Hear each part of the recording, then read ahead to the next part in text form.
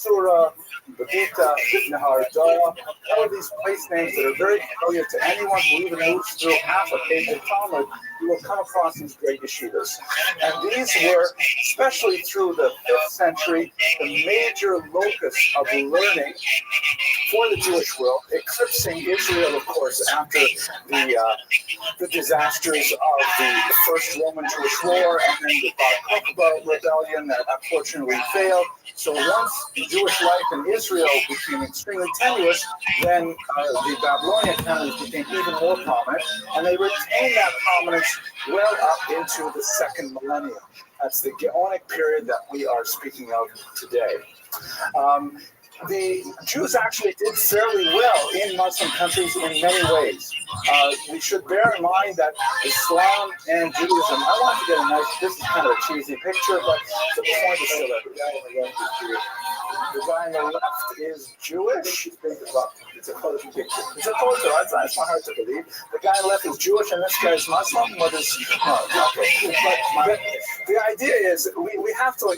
There's no question that right now, as we're speaking in the year 2017, there's been a sustained conflict in Israel between Jews and Arabs that has resulted in many wars, a tremendous amount of bloodshed, and ongoing political conflict.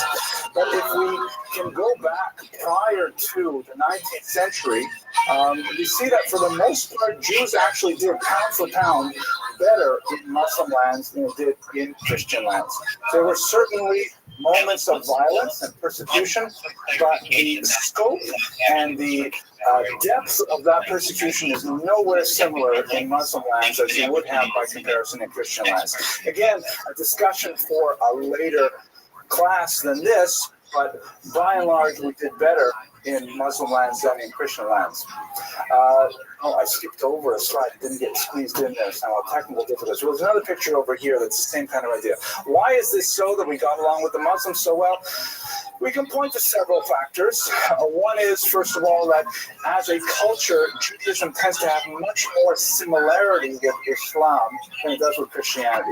Islam, like Judaism, is an orthopractic faith, in which there's all kinds of behaviors that are markers of Islamic orthodoxy, whereas Christianity has a lot more attached to creed, meaning what one believes. So in Islam, as long as you're behaving according to certain parameters, there's actually a lot more intellectual freedom. I know it's strange to say that in the 21st century, when Islam has not gone through a reformation like Christianity did, and to a certain degree even Judaism did. So we have like kind of the vocabulary of intellectual discourse.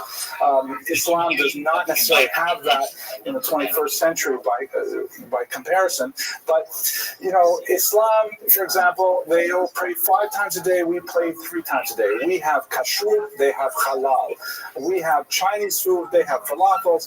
They have, you know, there's like a lot of things that are sort of balancing out. There's an emphasis on levels of modesty for women. There are all kinds of things that culturally there's kind of like they're resonating with each other to a much greater degree than Christians would. And Christians placed a lot more emphasis on what a person believes, whether or not a person went through that singular salvific act of baptism, for example, is a major deal. When it's only a one-time, even an infancy ritual that may not have any impact on a person's thinking later, those are things that are important to Christianity. They're not so important to Islam. So we had cultural similarities. Jews in Arab lands also, as we discussed last week, tended to adopt a survival strategy of acculturation much more than we did in Christian lands. In Christian lands, especially after the Crusades, there was an emphasis on insularity, of looking inward, of trying to be different, of trying to maintain our isolation, not necessarily so in Muslim lands. Okay, let's go down to talk about Saadia himself. So he was born, as I mentioned, possibly 1892, but definitely in the late 9th century. He came from a very simple family. His father was not a learned Jew, and in fact, this was brought as grave criticism against Saadia by his opponents when he was promoted to be the head of the academy. But he was a child prodigy of incredible proportions. He wrote his first book at 11 and actually republished it several times afterwards because it was a classic. He was a philologist, he was a poet, he had tremendous facility with the Hebrew language.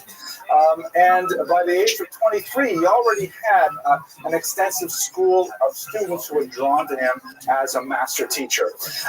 He was also a very hot-tempered individual. We'll see a couple of quick examples of this in his life, and I know Rabbi Trump is going to speak about this as well in text, but he had an ongoing, really bitter fight with the Karaites.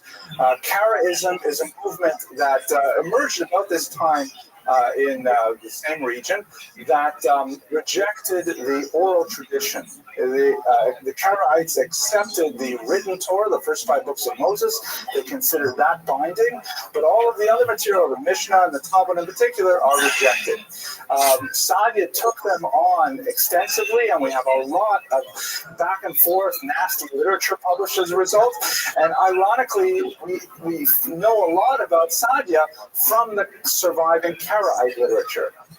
So, like, they will come up with all kinds of arguments against Saadia, and by reading those arguments, we know a lot about what Saadia himself thought, as I put it in this point here, right? Like, example, the 7 proofs for the necessity of the oral Torah, he didn't bother recording that in any of his other works, but in his polemical literature, when he wants to demonstrate to the Karaites, here are 7 reasons why you guys are totally wrong. So we have from the Karaite literature, we can draw back to what Saadia says.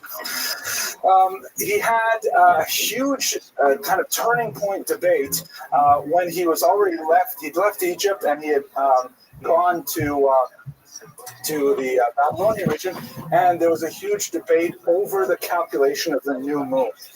As I'm sure everyone in this room is familiar, but maybe I'll say it for the benefit of the internet audience, we actually have quite a few people in Latvia and Thailand, for example, who actually watch these videos.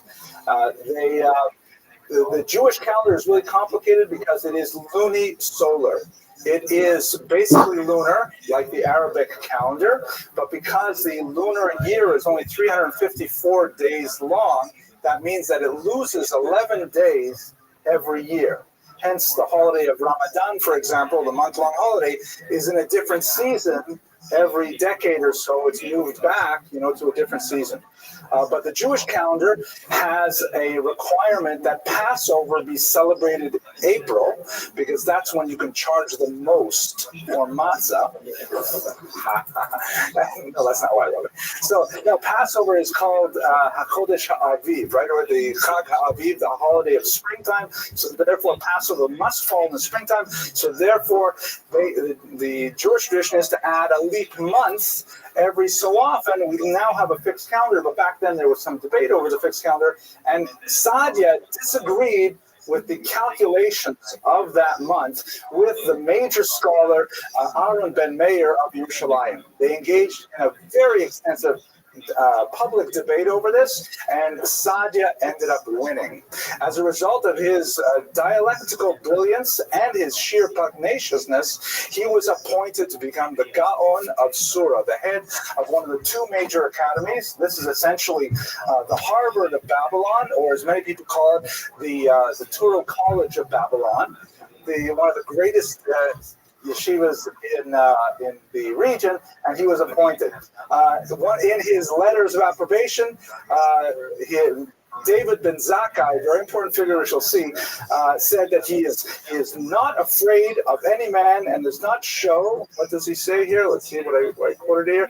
Favor to anyone, right? He praised him because he was so bold and he would take on anyone. Unfortunately, he would ultimately take on the person who hired him, which is not a good idea for the new rabbi in town, right? The new rabbi in town should not take on the president of the board. Basically, what happened is this. In Babylon, you have this position called the exilarch.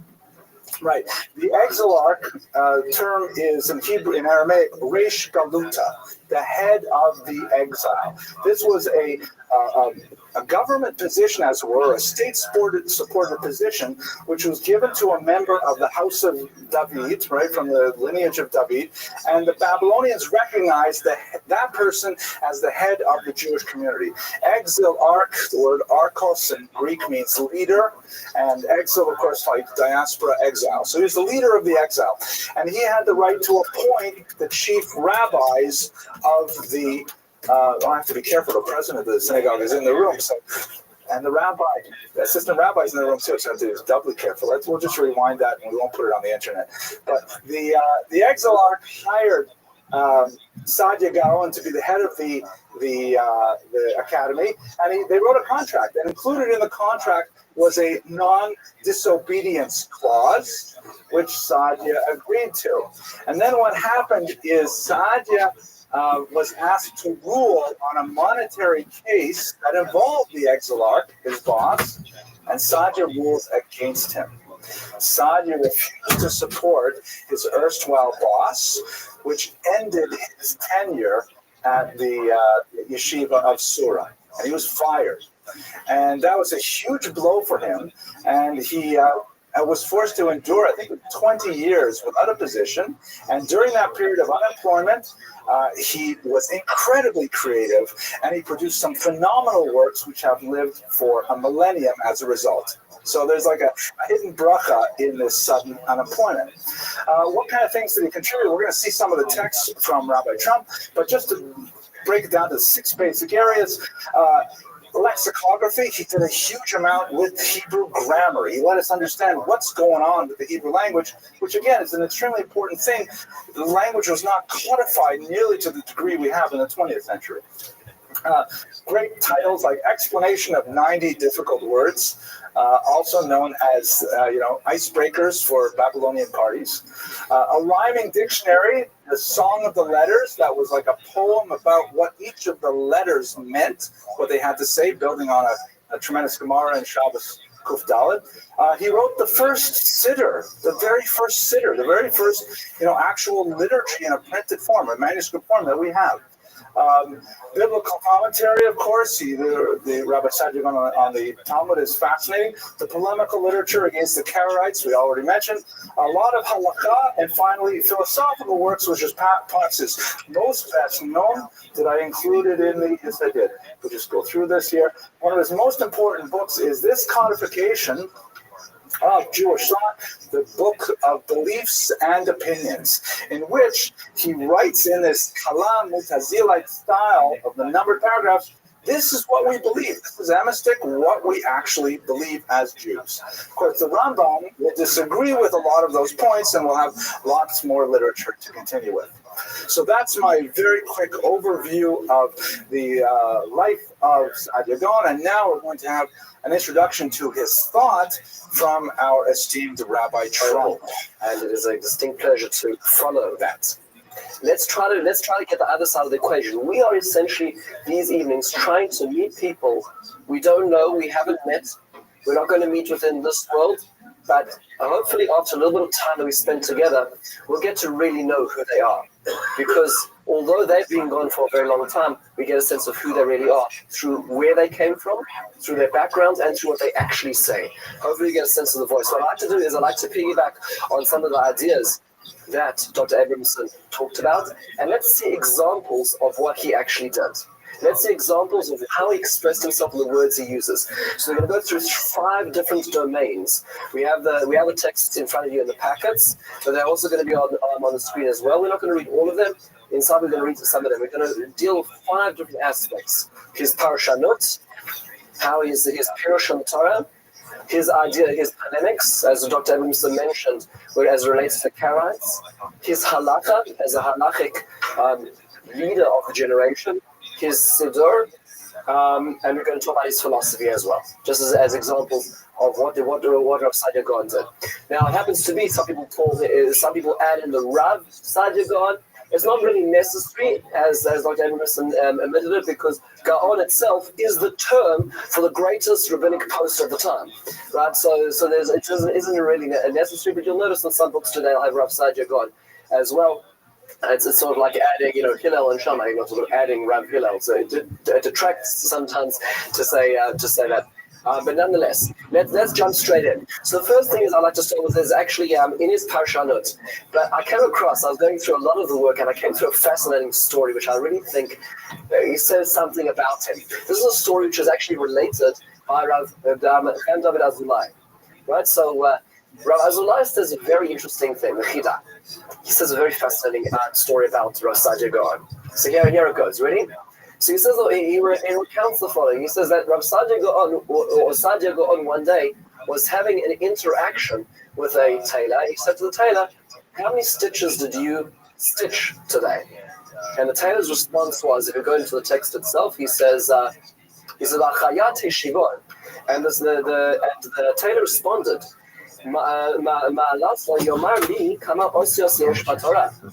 "Don't ask me how many stitches I stitched today. How many letters are in the Torah? That's your domain. Do you know your domain as much as you expect me to know my domain?" So I go on. It's the air ma'od al zeh shemiyamav l'shalu adam v'layada lahashiv rak hapamahi. And he was very upset because the first question he wasn't able to answer. Right? First of all, that just says something about either the caliber of questions or the caliber of the person answering. And he was very upset about this. So what happens? What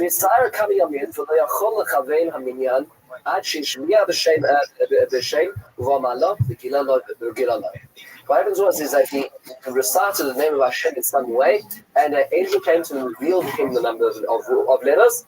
He was extremely happy. In fact, he writes them down. So just in case if you're wondering, he has a whole list. I'll just give you an example. So for instance, the letter Aleph, the letter Aleph appears right? And he goes through each letter in the Torah, and he tells you how many times it appears. Now, the reason why the story is fascinating is, first of all, you see a number of interesting things. Number one is that he obviously knew a lot of answers to a lot of questions, number one. Number two is that he really cared about it. It wasn't that the questions were just simply his resume or his portfolio. He really actually cared about the material that he was being asked, and to the degree, and also you see the specificity. I mean, to say everything in his mind, as Dr. Emerson said, everything in his mind was in systems. Everything fitted into a place. There was no random information which was fitting into a miscellaneous file. We have in our filing systems, we have all the files, and then we have the miscellaneous file.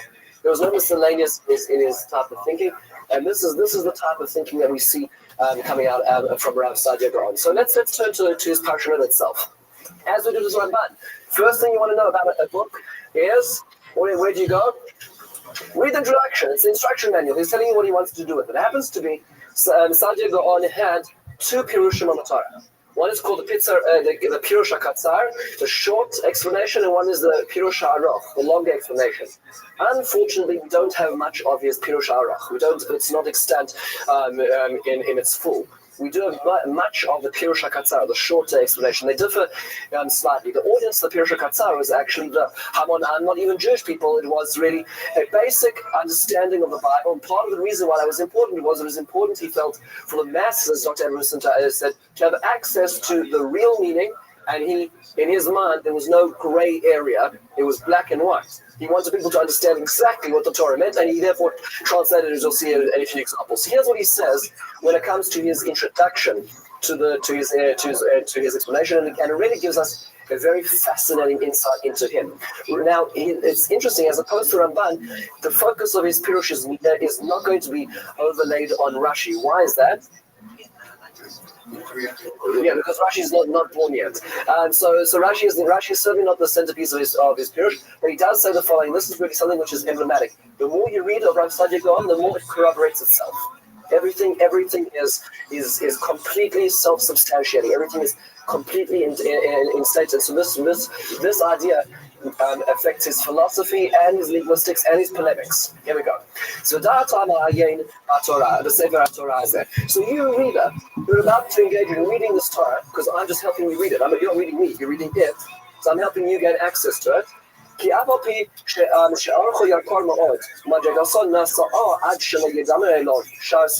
Listen, It is on its own plane. This book, the Sacred Torah, is not similar to any other books, even prophetic books.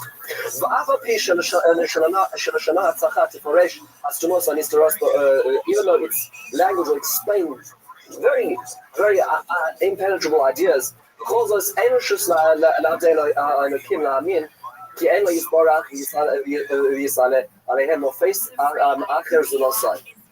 there must be another system which is above and beyond the system of the Torah, which helps us understand the Torah. Meaning, don't read this book as if this is the be-all and end-all. There must be another system or systems which we can use in congruence with the written Torah itself in order to understand what God really wants. Okay, he says there's another two systems that we need to consider when reading this book and understanding how it affects our lives. System one. This is so fascinating. This is really a remarkable point. It speaks to who he is. System number one is Torah. It precedes the Torah. It is logic. Fascinating. He says the Torah operates within the system of logic, and in fact, if you go to the end of his paragraph, apologies, we didn't go down here. You go to the end of this section over here. He says, we have to believe that God is righteous.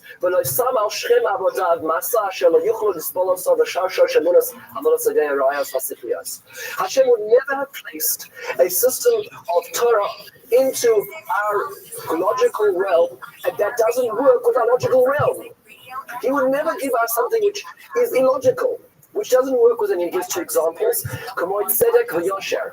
Tzedek is like righteousness, and Yosher, straight honesty. And that's all the questions for just a second, okay? Just to get a little bit of inertia over here. He says that we have to understand, we have to read the Torah in the system of logic. That's an unbelievable point. An unbelievable point, he says, but it's tempered by a second system. And the second system is Hashniya, the second system over here is Muchar l'mofes Torah, is after the Torah was given,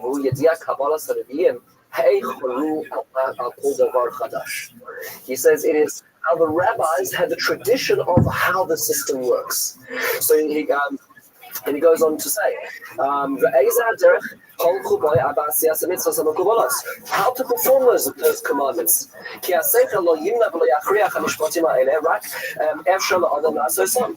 The logic won't help us get there.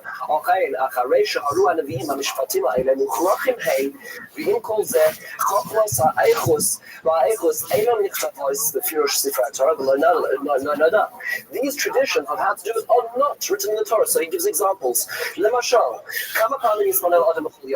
Torah tells us to pray. How many times do we pray? So logic's not going to help you over there. So how do we know that? I mean, the Torah is telling us to do something, it's not giving us instructions of how to do it. Why? Because that part wasn't written down. That part was transmitted via tradition.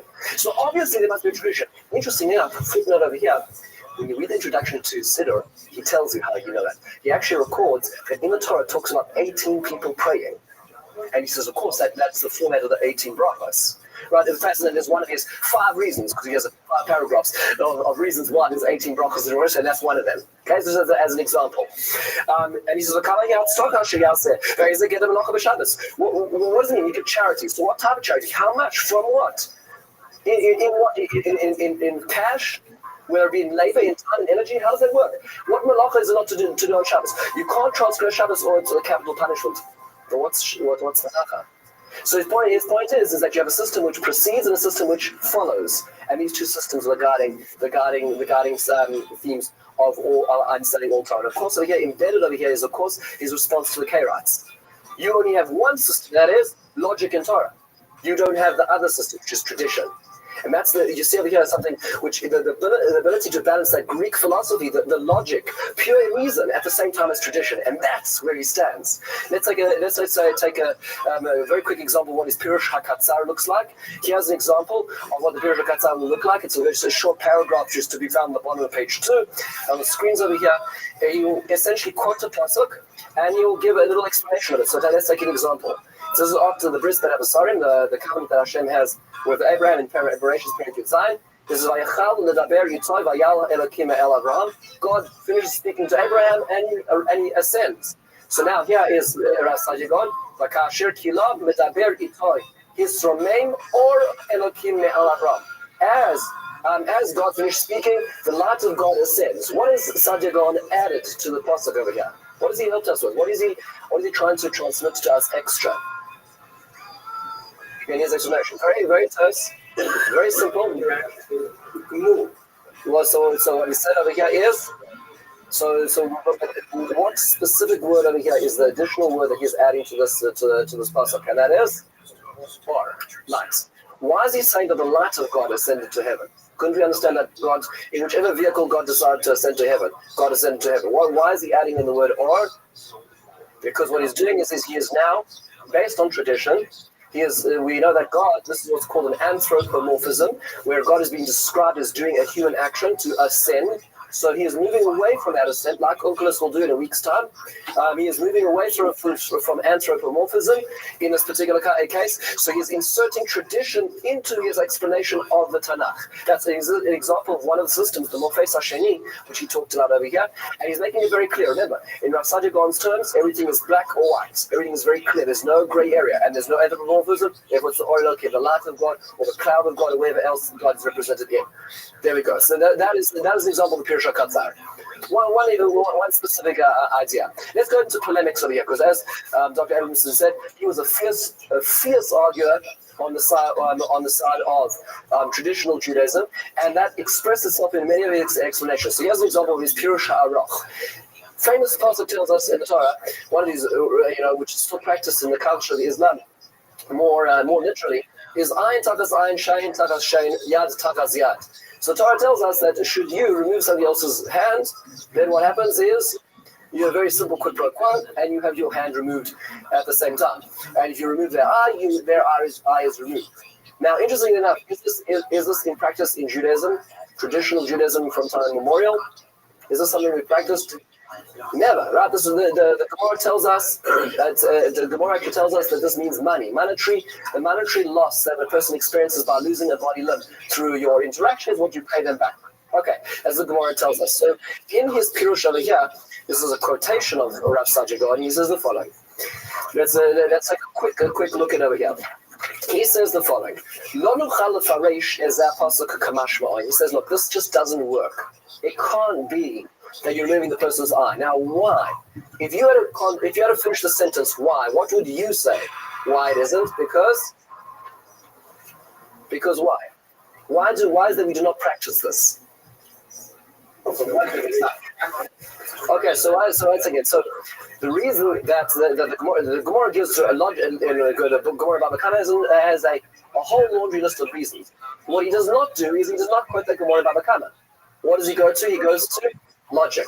Okay, coming back to his introduction, he says the following. As was mentioned, let's say you partially blinded another individual. Right, so don't do this at home without close supervision. He says, so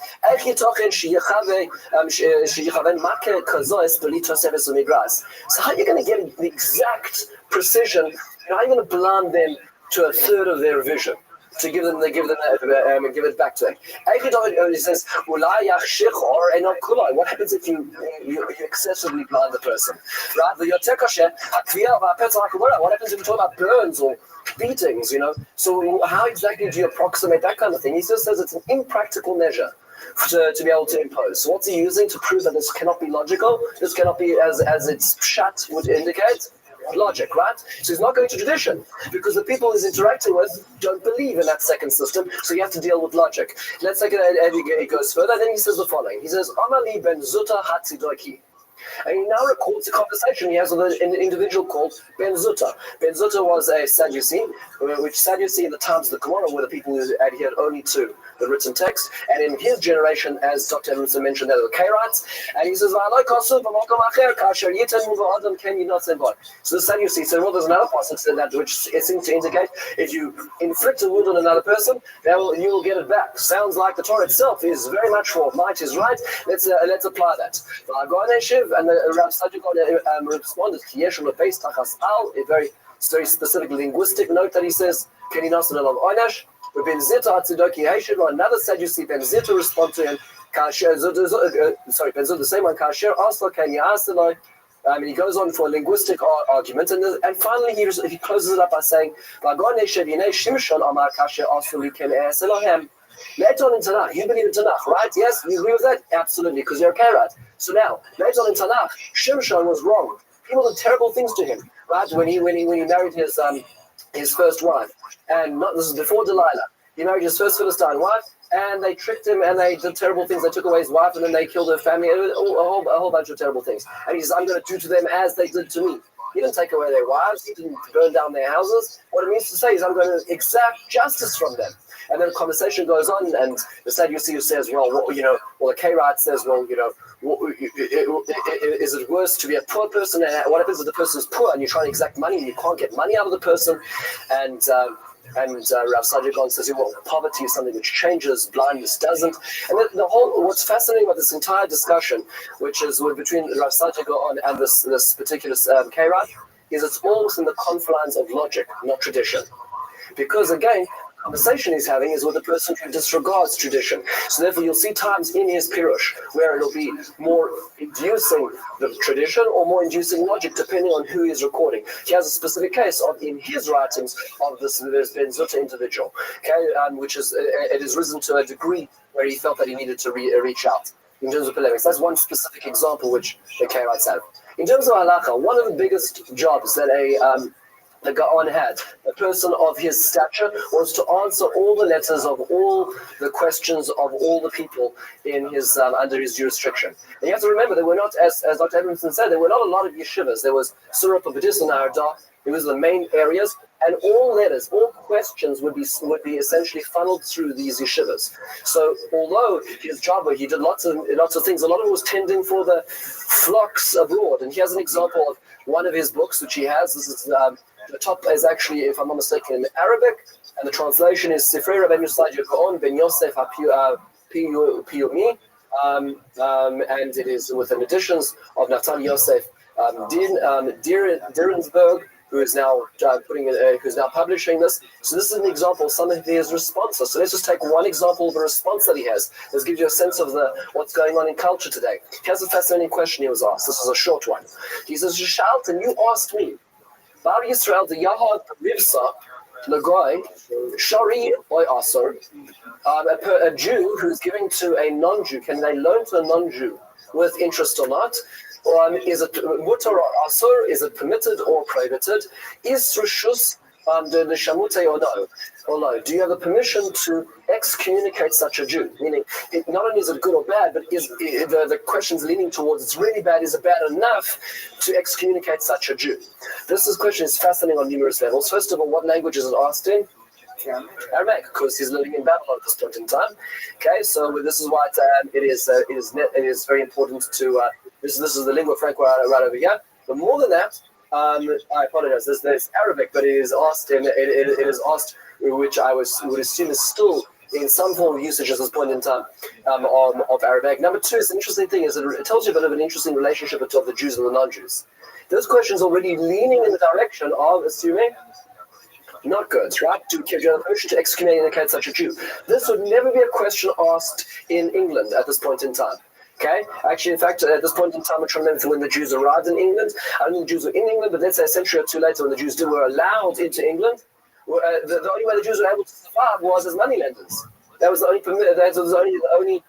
trade that they were allowed, and because of the only trade they were allowed, therefore they were all slandered as these terrible money launderers and these wealthy people who are gaining on behalf of society.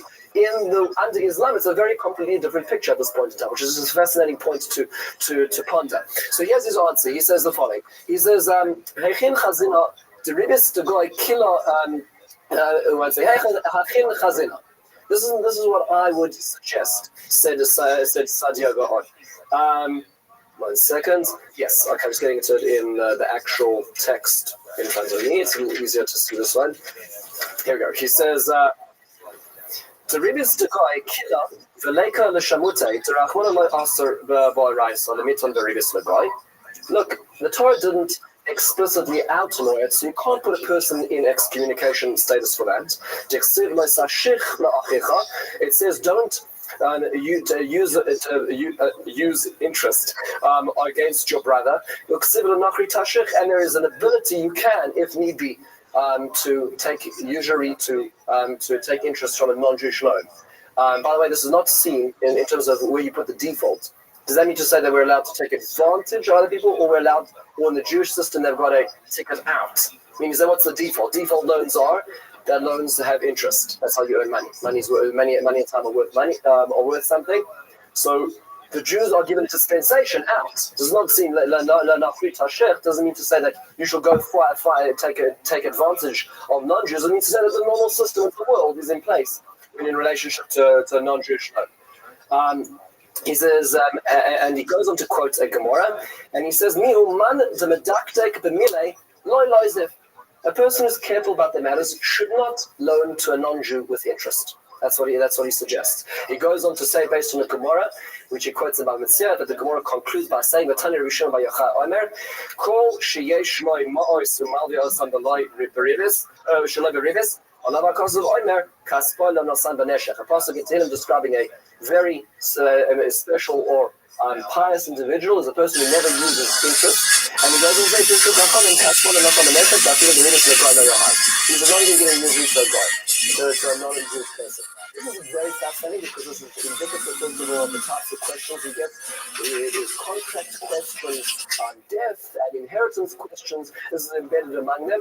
And the question he's answering over here is also indicative of the type of times that he's dealing with as well. Very fascinating, an aspect of Rav Sadiq, which is not usually actually focused on at this point in time. If we go further, let's take an interesting look over here. Happens to be that Rav Sadiq is one of the earlier people who actually produces a text of the Siddur that we have today. So this is one of the earlier origins of a Siddur, although we know that the prayer service, the structure has been there, but actually to have a book itself, we don't see that until really these times, the late part of the first millennium. And here's an example of what his introduction to it is. So let's just take a quick look at what he's talking about over here. And you'll notice on the right-hand side, it is written in. That's Arabic. That's Arabic. Arabic in Hebrew script, because that's what the populace are reading right now. And the translation is on the left, meaning to say the original was on the right, and the translation is on the left. That's the Hebrew. So those of us in the room who are proficient in Arabic, or feel free to try the right side and tell me if I'm mistranslating. But in the meantime, here is the reason why he decided that's important to write a siddur. It's a very lengthy introduction. This is a more practical part. He says the following.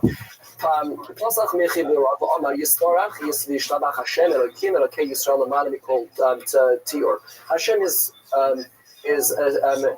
above all description.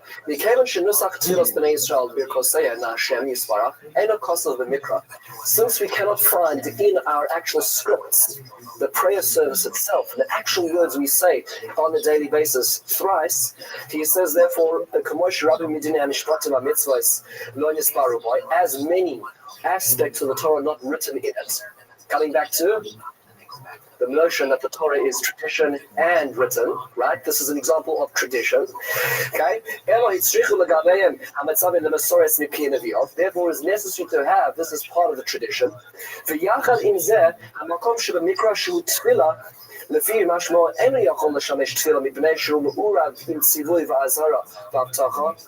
And the tefillos that we do find in the Torah are so entrenched in the particular situation that we can't really extract them just wholesale and use them, skipping two lines.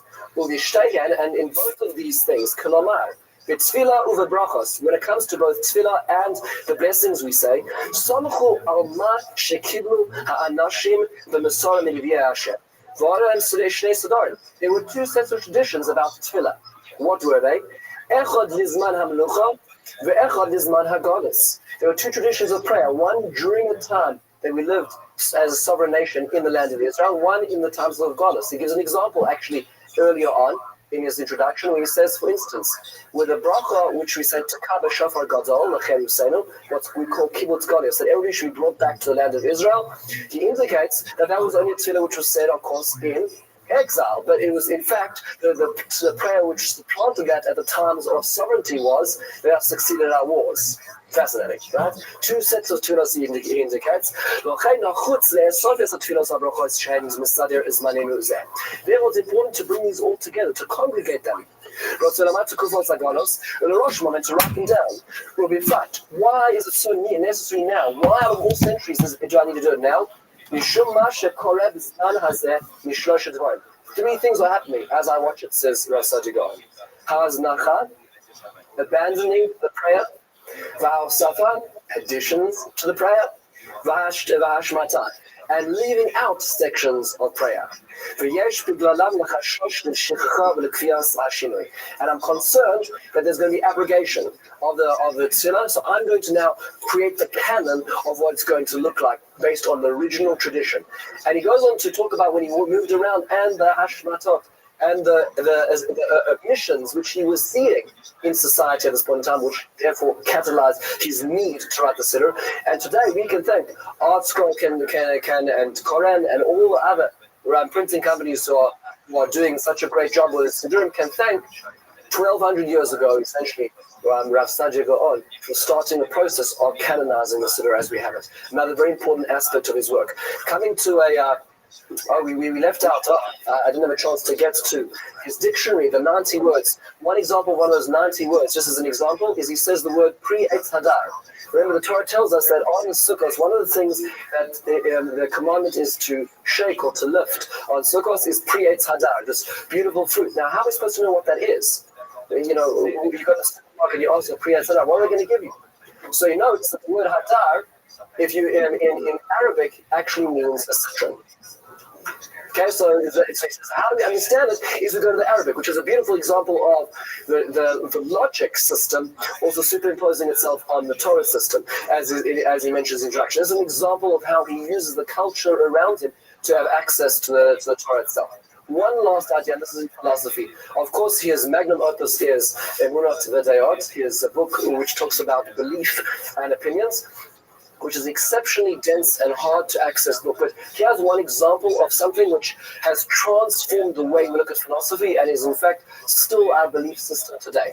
He asks, this is a question actually starts many centuries before him, and it's a pasuk in Yechezkel, which is in the 33rd parak. It says the following: Hatzofeh. Let's say you have a small village, and you have one person who's in charge of watching the village for attackers at night. Ki yiras ha'cherev ba'ah. And he notices that there is a band of thieves approaching the city. And nobody blew, and he didn't sound the alarm. He didn't press the button, he didn't blow the horn. The people weren't aware of the approaching enemy. And there was a fatality owing to his not performing his duties. He will be killed in his sin. The person who was killed deserved to die. But I will demand recompense from that watchman who did not do his job. Now that is what we call is a dialectic which is being at the heart of many philosophical discussions. Here you have a person who's killed because the watchman never sounded the alarm. So did the watchman kill him? What would have happened if the watchman had sounded the alarm? Would that person have died otherwise? Was that person deserving of death? How do you look at God's plan and your involvement in it? What happens if he'd woken up, he'd had a coffee that night, and he blew the horn, and the person had been saved? So would the person have died otherwise?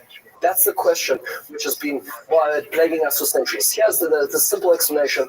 Rav Sadia Gaon says in Emunat V'Deos himself, in the fourth ma'amar, in the fifth paragraph. He says the following: people ask me,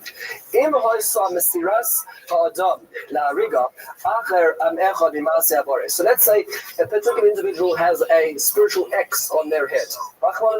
They've done something which has now crossed a red line.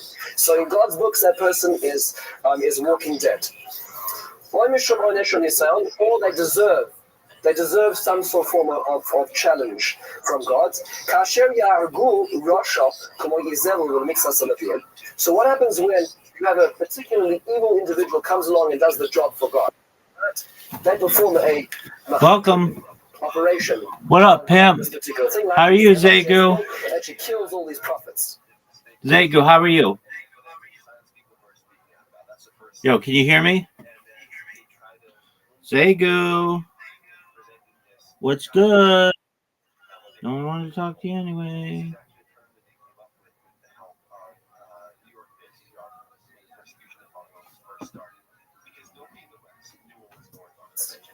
So, מה יאמר האומר במעשה זה? ואמין ליחסינו. So who do we attribute it to? We say, look, at the end of the day, that person must deserve death because they died. But at the end of the day, you pulled the trigger, right? So what do? Why do you lay blame? And these are the words of Rav Sadyagov, which essentially have become entrenched in our philosophical underpinnings, which are disputed by some commentaries like the Orach Chaim later on. Go ahead, This Jay. is really I don't mainstream know Jewish tradition, that is. On Rim, we say, says Sadyagov, Ki amoves ma'aseh Hashem, death is God's department, va'retzach ma'aseh Resha, but murder is human's department. That's a fascinating dialectic. Death is God's department, and murder is the human department.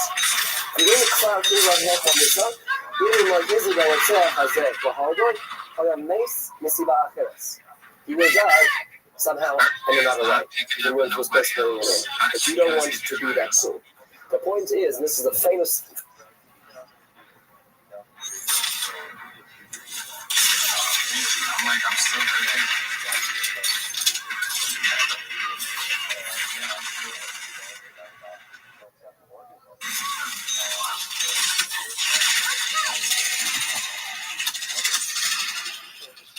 philosophical debate, and the way that he passes it out is God has got a plan for everybody he needs to take. You need to make very sure that you're not going to be the vehicle of that. If you choose to, you're accountable Welcome. for making the choice. What up, Zago? Even though How you living, girl? Do you speak English? You probably speak English better than I do. How are you? Zago, can you hear me?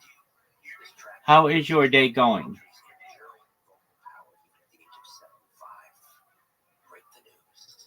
Zago, how are you?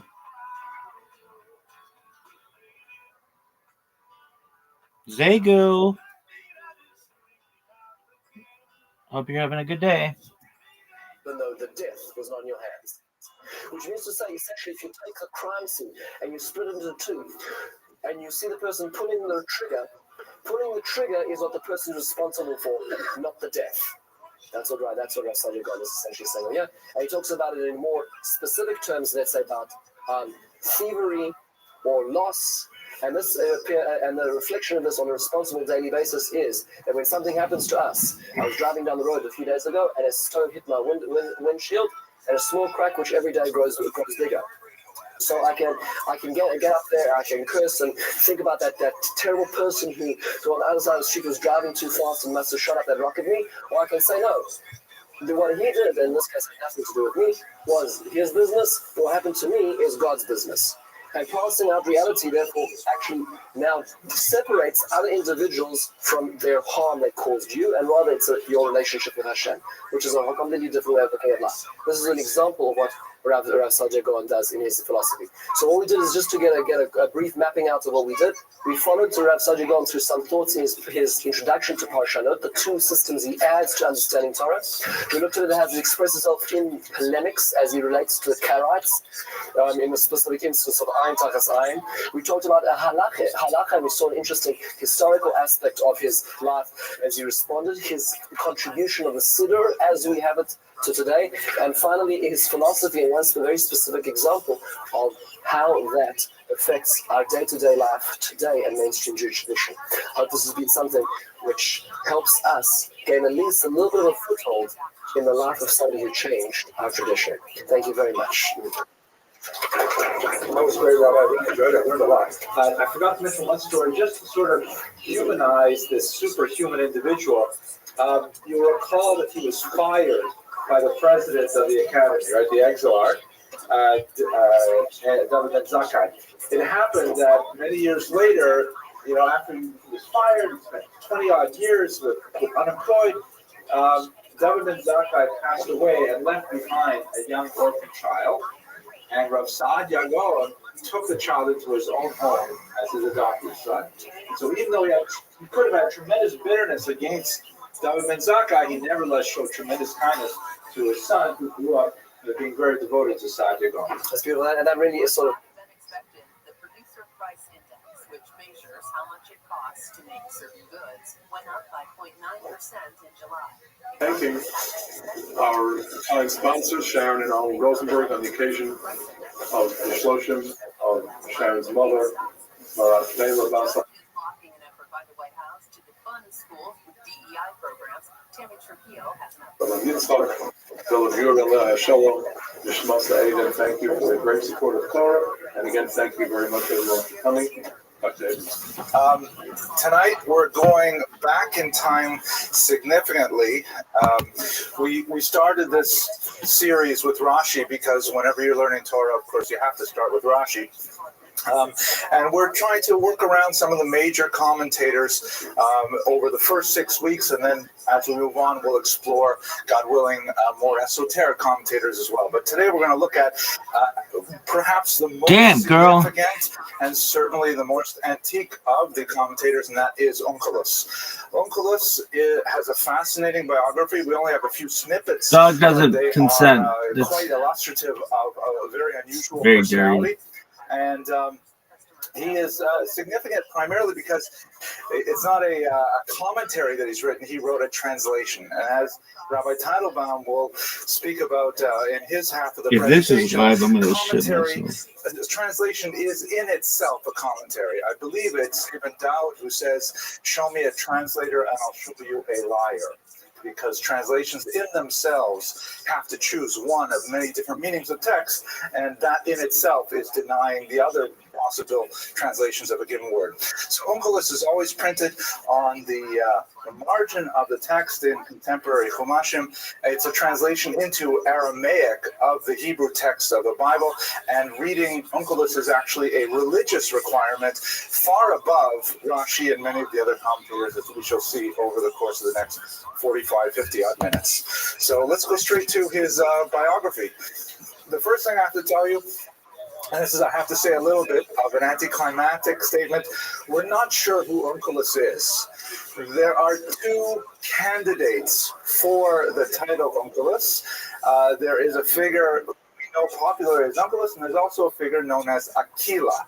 The reason why these two figures are confused is because in some of our sources we have references to an individual named Onkelos, and others, also equally respectable sources, we have references to a man named Aquila doing very similar or identical things in their lives. And so there's a debate among scholars that has raged really since the 4th century as to whether these are two people or one people. You note also, of course, the phonetic similarity of Onkelos and Aquila. It's possible that as the stories traveled to Babylon, the Latin term Aquila became sort of Babylonianized. That's a real word. I just made it up. They became Babylonianized to Onkelos. But what do we know about them? And as we shall see, there are ways to solve this dispute as well. They're both 2nd century Roman converts to Judaism. They both come from highly influential families, the stories surrounding both of these figures as such. And they are both, of course, great scholars of Judaism who produced very important texts for our purposes. The Babylonian Talmud and the Tosefta, which is an ancient collection of documents similar to the Mishnah, has all these details that refers to Onkelos, and the Babylonian Talmud, as I'm sure many of you are, has much more primacy in the Jewish canon than the Jerusalem Talmud. Generally, it's studied much more actively, and so the term Onkelos tends to have much more currency as a result.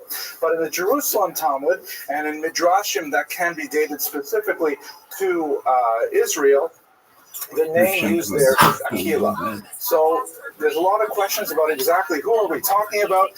The 4th century church father, and it's strange that we have a church father who's involved in this. His name is Epiphanius of Salamis. He was very famous for making processed meat and sort of cylindrical shapes.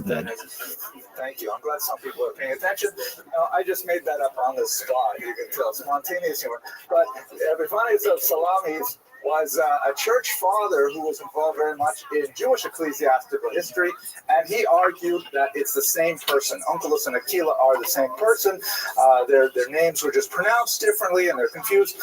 It's still a little bit of a question because there are biographical details that vary, perhaps in type rather than in, or perhaps in detail rather than in type, as we shall see shortly. But let's place them in historical context. Both of them lived, or let's just say it's Onkelos. Let's say it's one person. We'll follow Epiphanes of Salamis because we all enjoy Goat Deli. Onkelos lived sometime around the turn of the 2nd century, a period of tremendous conflict and upheaval in Israel. Just to recap some of the major events, you have in approximately the year 70, you have a disastrous war with the Romans that ends in the destruction of the temple. You have the remnants of a zealot-inspired revolt that has its last stand on the fortress of Masada. You have in the year 135, more or less, another upheaval, another Roman-Jewish war, this time led by Bar Kokhba, that also failed and resulted in phenomenal reprisals from the Roman government under the Emperor Hadrian. It is to this period, the Hadrianic persecution, that we have the story of the Asara Ruge Malchus, the 10 martyrs of the state that we read on Rosh Hashanah and Yom Kippur, the Eila Ezkara, Rabbi Akiva's death, and so on. So a really terrible time. We also have phenomenal messianic upheaval. The most significant in the Jewish tradition is, of course, Bar Kokhba himself, who was Bar Kokhba was widely regarded as actually a Mashiach, the Mashiach Yisrael. Rabbi Akiva himself felt that Bar Kokhba was definitely the Mashiach. His colleague said to him, Akiva, your grass will grow from your cheekbones before Bar Kokhba is the Messiah. A very cold statement, which in fact turned out to be the case because Bar Kokhba was defeated by the Romans. We also have another fairly significant messianic movement that did not create such a huge ripple effect in its time, but ultimately much more powerful, and that is, of course, the messianic movement surrounding Jesus somewhat earlier in the 1st century. So this is a period of phenomenal upheaval, tremendous danger for the Jewish polity, and huge risk for the complete disappearance of the Jewish people as a whole. So, turning to Onkelos himself, according to one version of the story, he was the nephew of Titus, or Titus, shown here. Of course, he is the general who destroyed the temple itself. In this coin, you see how he was a Roman soldier standing over a Jewish soldier who was forced to kneel. This coin is from the year 79. He's also associated with the famous Arch of Titus that commemorates this battle against the Jews and the ultimate subjugation of Israel. And I'm sure you've all seen this very famous bas-relief that is actually sort of on the inside corner here that shows purportedly Jewish slaves taking the menorah and under Roman standards off to the Vatican, where it will be, according to some legend, hidden away forever. Hang on, I'll take questions at the end, okay? So this is, according to one version of the story, Titus was his uncle, definitely a very high-level person related to Vespasian, the emperor. According to the other version of the story, his Midrash Tanchuma, his uncle was actually Hadrian himself, the emperor that persecuted the Jews so severely in the middle of the 2nd century. As the story goes, he went to Israel and was so impressed. He was at the wall, and someone went up to him and asked him if he'd like to spend Shabbos, and he ended up getting makareved into or Sameach Eshet Torah Chabad, the whole thing, and he ended up becoming a ger. There's a fascinating story that I rather enjoy that is recorded in the Seches Avodah Zarah. I was thinking of maybe reading the whole thing through to you, but basically what happens is he becomes converted, and his uncle, whether it's Titus or whether it's Hadrian, very upset with him. This is what they call in Latin a shant. That he should shanda for the youth, and so they send a battalion over to try and bring him back. And the battalion ends up talking with him, and they're so impressed with everything that he does that, in fact, they decide to convert too, and they stay there. And so he sends another battalion, and the same thing happens. In the third battalion, he says to them, whatever you do, don't speak with Onkelos. You can't engage in any conversation, don't speak with him. And as the story goes, it's not exactly the way it appears in the Gemara. They walk straight into the base medrash, they pick him up, they walk him out of the base medrash. As he's walking out, he touches the mezuzah. One of the Roman soldiers says, "What's that?" And it was all over. I heard that joke. But anyways, these are the kind of stories associated with him. There is also an interesting censored account in Gemara Gittin, which is quite fascinating. In the 13th century, not really for our discussion today, but in the 13th century, the church, thanks to the intervention of some Jewish converts to Christianity, the church discovered the Talmud and engaged in quite active study of Talmudic texts and also engaged in heavy interference with the publication and dissemination of the Talmud. Within a couple of centuries, as printing became popularized, the church was also very involved in controlling the actual texts that would be published as Talmudic. So Jewish publishers tended to engage in heavy self-censorship so that these documents would pass the censors' evaluation and they'll be able to be published. And so that means there's a whole bunch of material that is missing from our traditional Talmudic texts from about the 13th, 14th century onward until the 20th century. And among those texts, by the way, are preserved in Talmuds that are studied in Muslim lands, and many scholars are able to, bring them back and put them into modern Talmuds or into collections. Anyways, one of those, the kinds of things, by the way, that would be removed tended to be anything that smacked of criticism of Christianity, the biography of Jesus, Rome in particular, anything associated with Rome. It could have been talking about pre-Christian Rome, doesn't matter. The Jewish printers would say it's safer just to take that whole section out. And one of the sections that they took out dealt with Onkelos' own thought process as he was contemplating conversion to Judaism. According to the version that was removed from Gittin, he had kind of a seance and communed with the dead spirits of Bilam and with Jesus and one other famous figure who I can't recall. And he asked them, what's going to happen if I convert to Judaism? And they all said, that's good. It'll be fine. If you become Jewish, the Jews are on the right track and so on. And after communicating with them, he decides to, in fact, become Jewish. Fascinating, and you can see why the Jewish printers removed that section from the Bible. Titus, the third one. Thank you, Titus. See, this is a very high, always you're paying attention here, this is like a really high-level class. It's scary for me.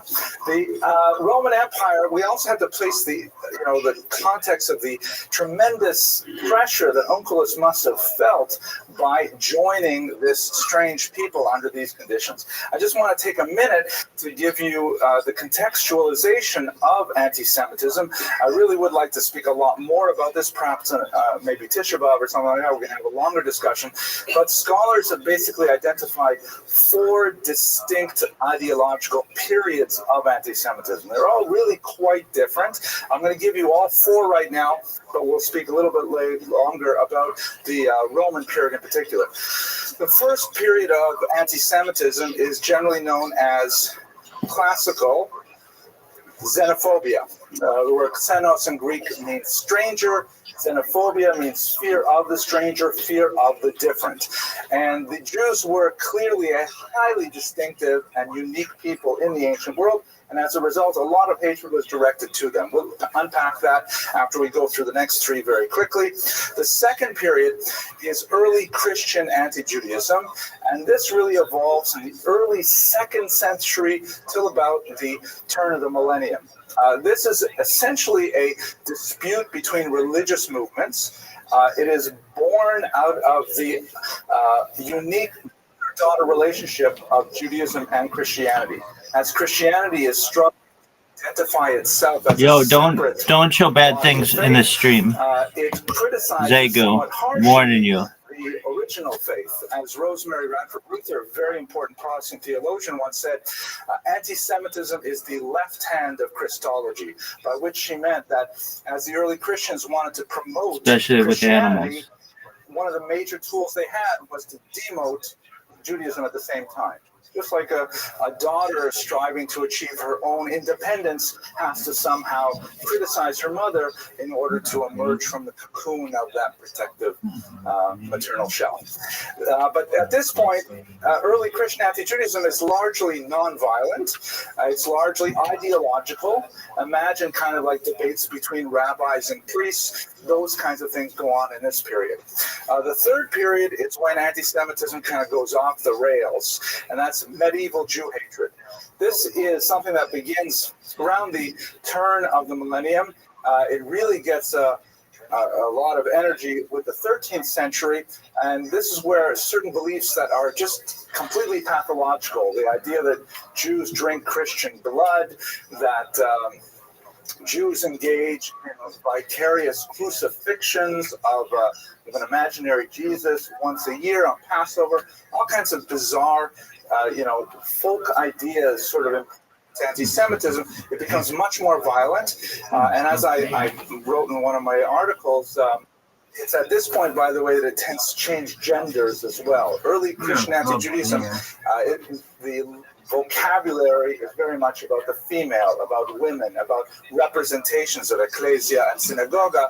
But once you get to the medieval period, then it becomes about men. And the women who were literally pictured in the center of earlier renditions are actually shunted off to the side. I'd like to talk more about this, but not tonight.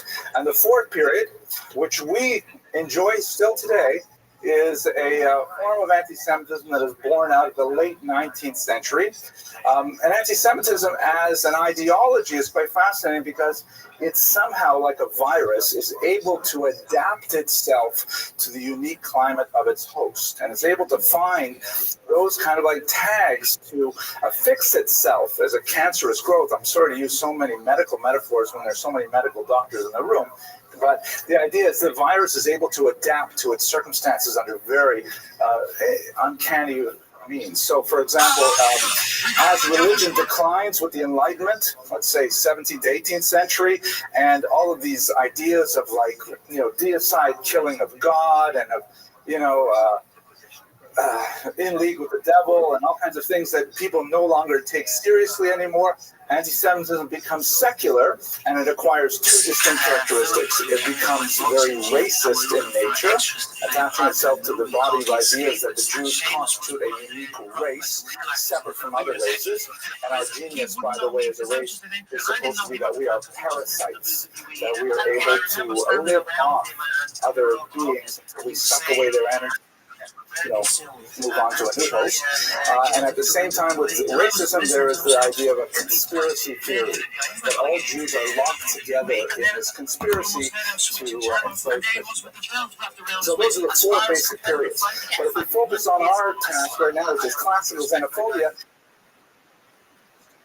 the Jews How you living, pimp? What's good, son? Primarily because they were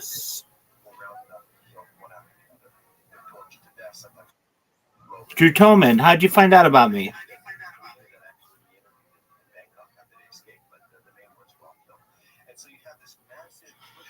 How did you find out about me?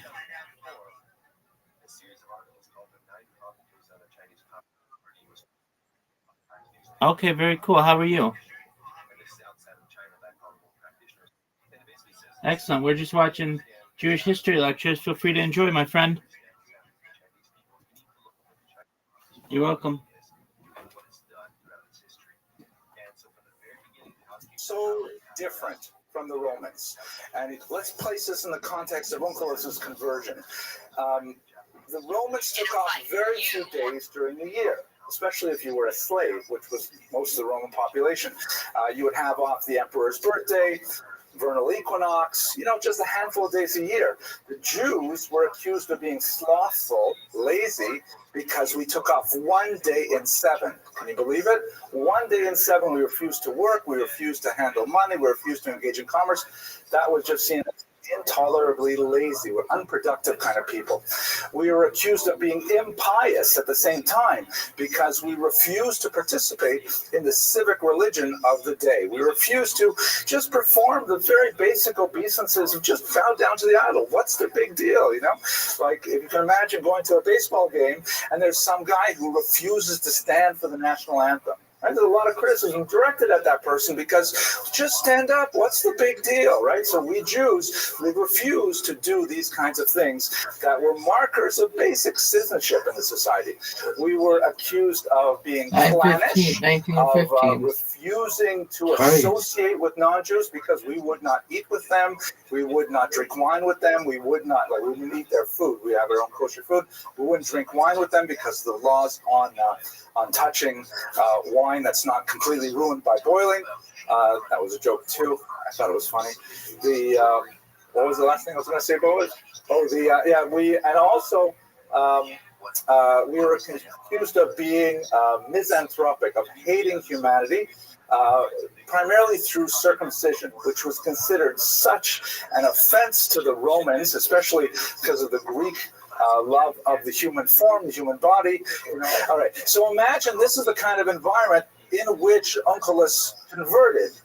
It's like converting to be such a misanthropic, clannish, such a complete Yotze Dofen, off the wall kind of exceptional, moving in the reverse of everything that the Romans held dear. So placing it in that context, his conversion really takes greater importance. Two details about his personal Yiddishkeit, which are kind of interesting. He was noted for his scrupulosity. This is a word I've been dying to use for at least 2 weeks now since I've been thinking about this lecture. Scrupulosity is actually used by psychologists who treat Jews, Orthodox Jews, with obsessive compulsive disorder. It's actually a diagnosis because, unfortunately, our religion does include a tremendous amount of details. Wash the hands this way, put on the shoes that way, all kinds of things. And people can fall into a mental illness where they're like completely obsessed with doing it exactly mamish right, which in many ways we admire and we represent in a positive light, and as a result, it can actually push people further over the edge. So, not saying that Onkelos was associated with this, but for example, two things. He tended to be frummer than the rabbis in many ways. He was noted for eating all of his food al taharas hakodesh, meaning he would eat it with the same stringencies as if he were a kohen serving in the temple, meaning he would not allow any food that had even normal defilement that could be consumed by a regular Jew. He would refuse to touch any of it. He would only eat it as if he were a kohen, even though he was not. He himself, of course, was a convert. And secondly, he had a dispute with Rabbi Gamliel, of all people, who wanted to go to the mikveh in Ashkelon, which is a territory that was traditionally associated with the Philistines and not necessarily part of Israel proper. Onkelos felt that a mikveh on non-Israeli land was not good enough, because it was not, by traditional biblical definition, part of the land of Israel. Even though it was a mikveh there, it would not purify, and he preferred to go into the ocean. He says, Rabbi Gamliel, you can use this mikveh, but I'm going to use the ocean. I don't know if you ever met converts like that who tend to be more religious than the rabbis, but it is a known phenomenon. So Onkelos, as an individual, you see he's definitely very contrarian, definitely very principled, but he dedicated his life to the Jewish people, and as a result, he has left a phenomenal legacy in his translation of the Chumash. And at this point, I want to thank you very much for your attention. I'm going to turn the microphone over to Rabbi Teitelbaum. Thank you, Dr. Abramson. Good evening again, everyone. We're going to begin with a question. Who wants, with God's help, to live a long life? Good. Almost at 100%. Those with whom we're not, we'll discuss it later. My office hours, So everybody would like to have a Richas Yomim V'Shonim. And this idea of a Targum, fascinatingly enough, holds the promise to just that. We are introduced to the idea of reviewing the Targum. Now, it doesn't say which Targum, but we'll see in a moment. The Gemara will tell us which Targum it is.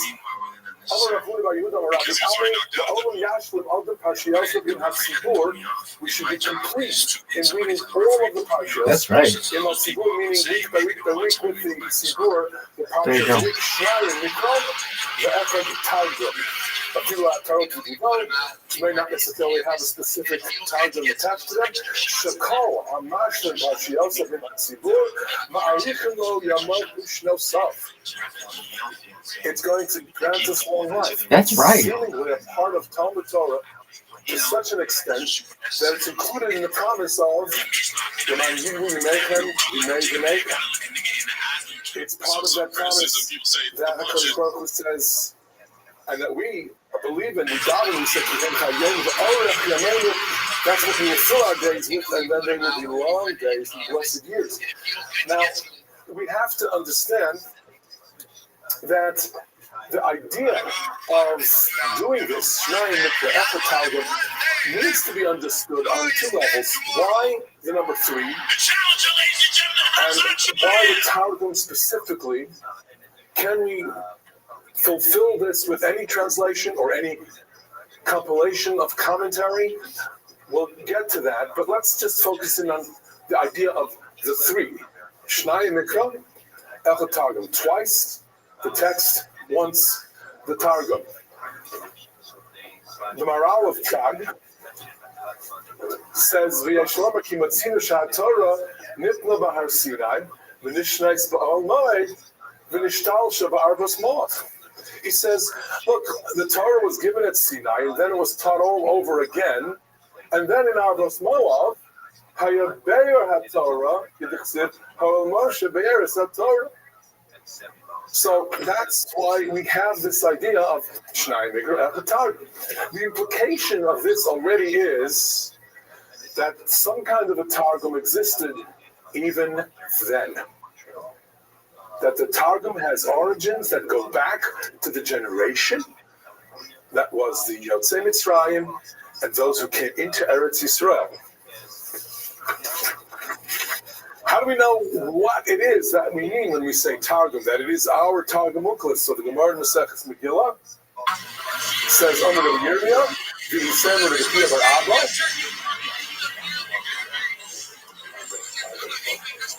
Targum shel Torah Uklis Hager Amro Mipi Rabbi Eliezer Rabbi Yeshua. So we have the dating of the Targum, and we have the authorship of Onkelos as the authoritative Targum. Of course, we know that Yeshua and Eliezer ben Onkelos were, of course, in the generation immediately after Churban Bayis Sheni. Now, the Gemara goes on to discuss, well, we have rayas, we have proofs that this was even more ancient than anything that could have been taught by Rabbi Yeshua and Rabbi Eliezer in the first century, end of the first century.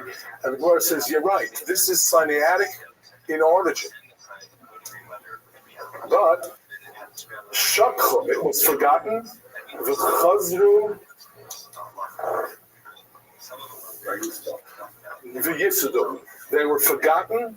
And then Onkelos Hager once again brought back somehow the ancient understanding, translation, interpretation of Torah that had been with us, that was extant in the time of Hoil Moshe Be'eres HaTorah. The question is, how did he do that? Now, some of us can't remember what we ate for breakfast, what we ourselves ate for breakfast.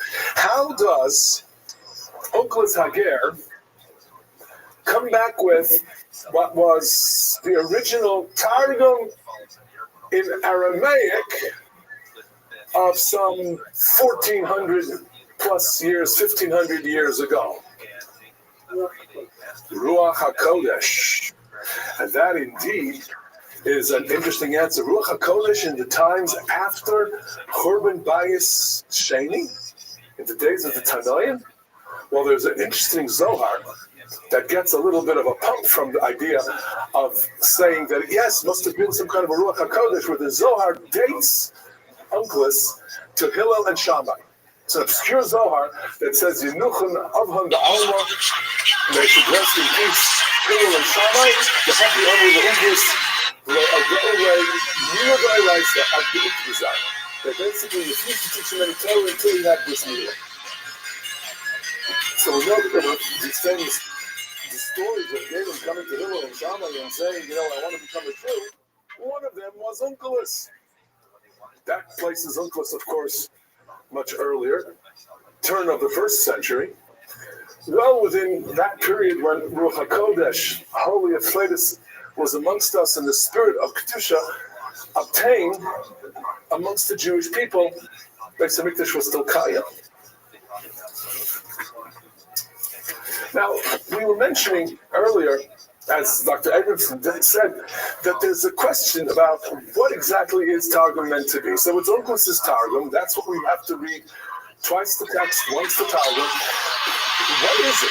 Is it a translation? Is it an explanation? Is it both? And what do we do practically if we don't understand the Aramis, if we don't understand Aramaic? Halakha and Shulchan Aruch, Halakha Beis, in Lamad HaParsha B'Perish Rashi, Chashuv Kimel Targum. V'Yirei Shamayim, Yikra Targum V'Gam Perish Rashi. This is the Tours, Sak, codified by the Yosef, originating with the Tours' father, the Rush. Rabbi Arsha, the great 13th century decisor of Jewish law, laid down a fantastic idea and said, you can't understand Targum, do the Rashi.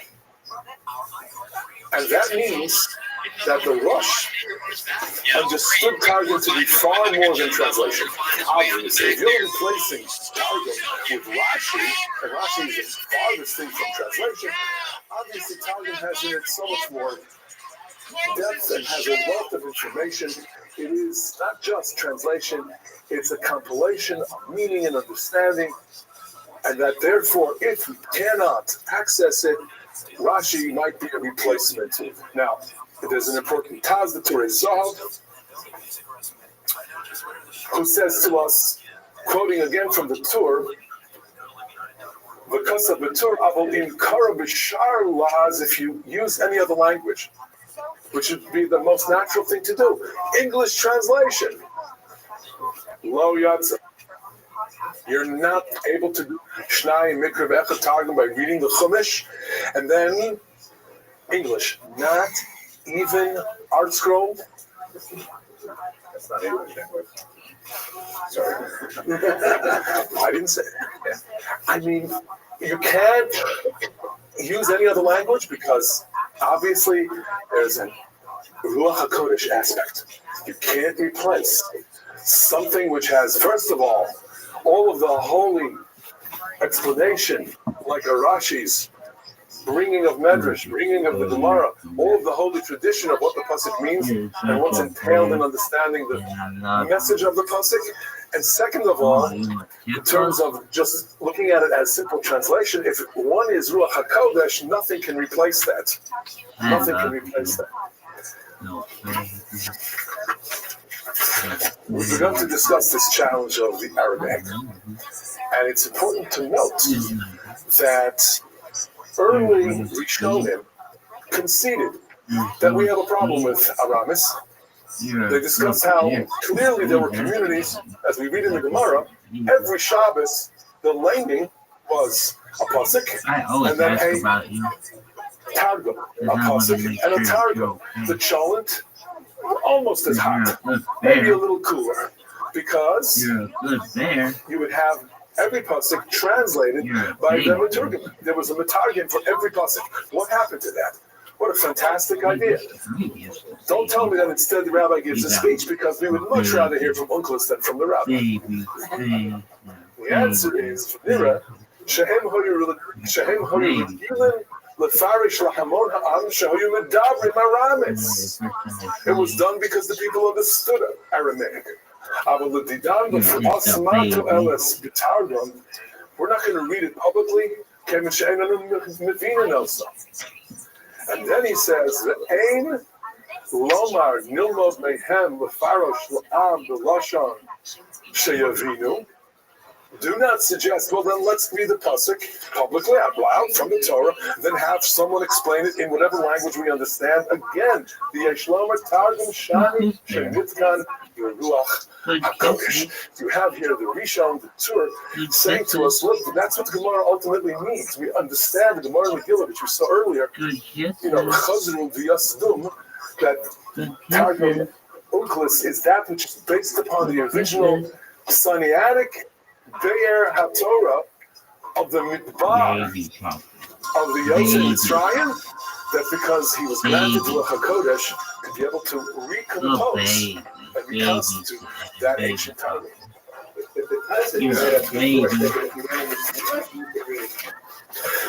Oh, so Taz says that you can read Perusha HaTorah.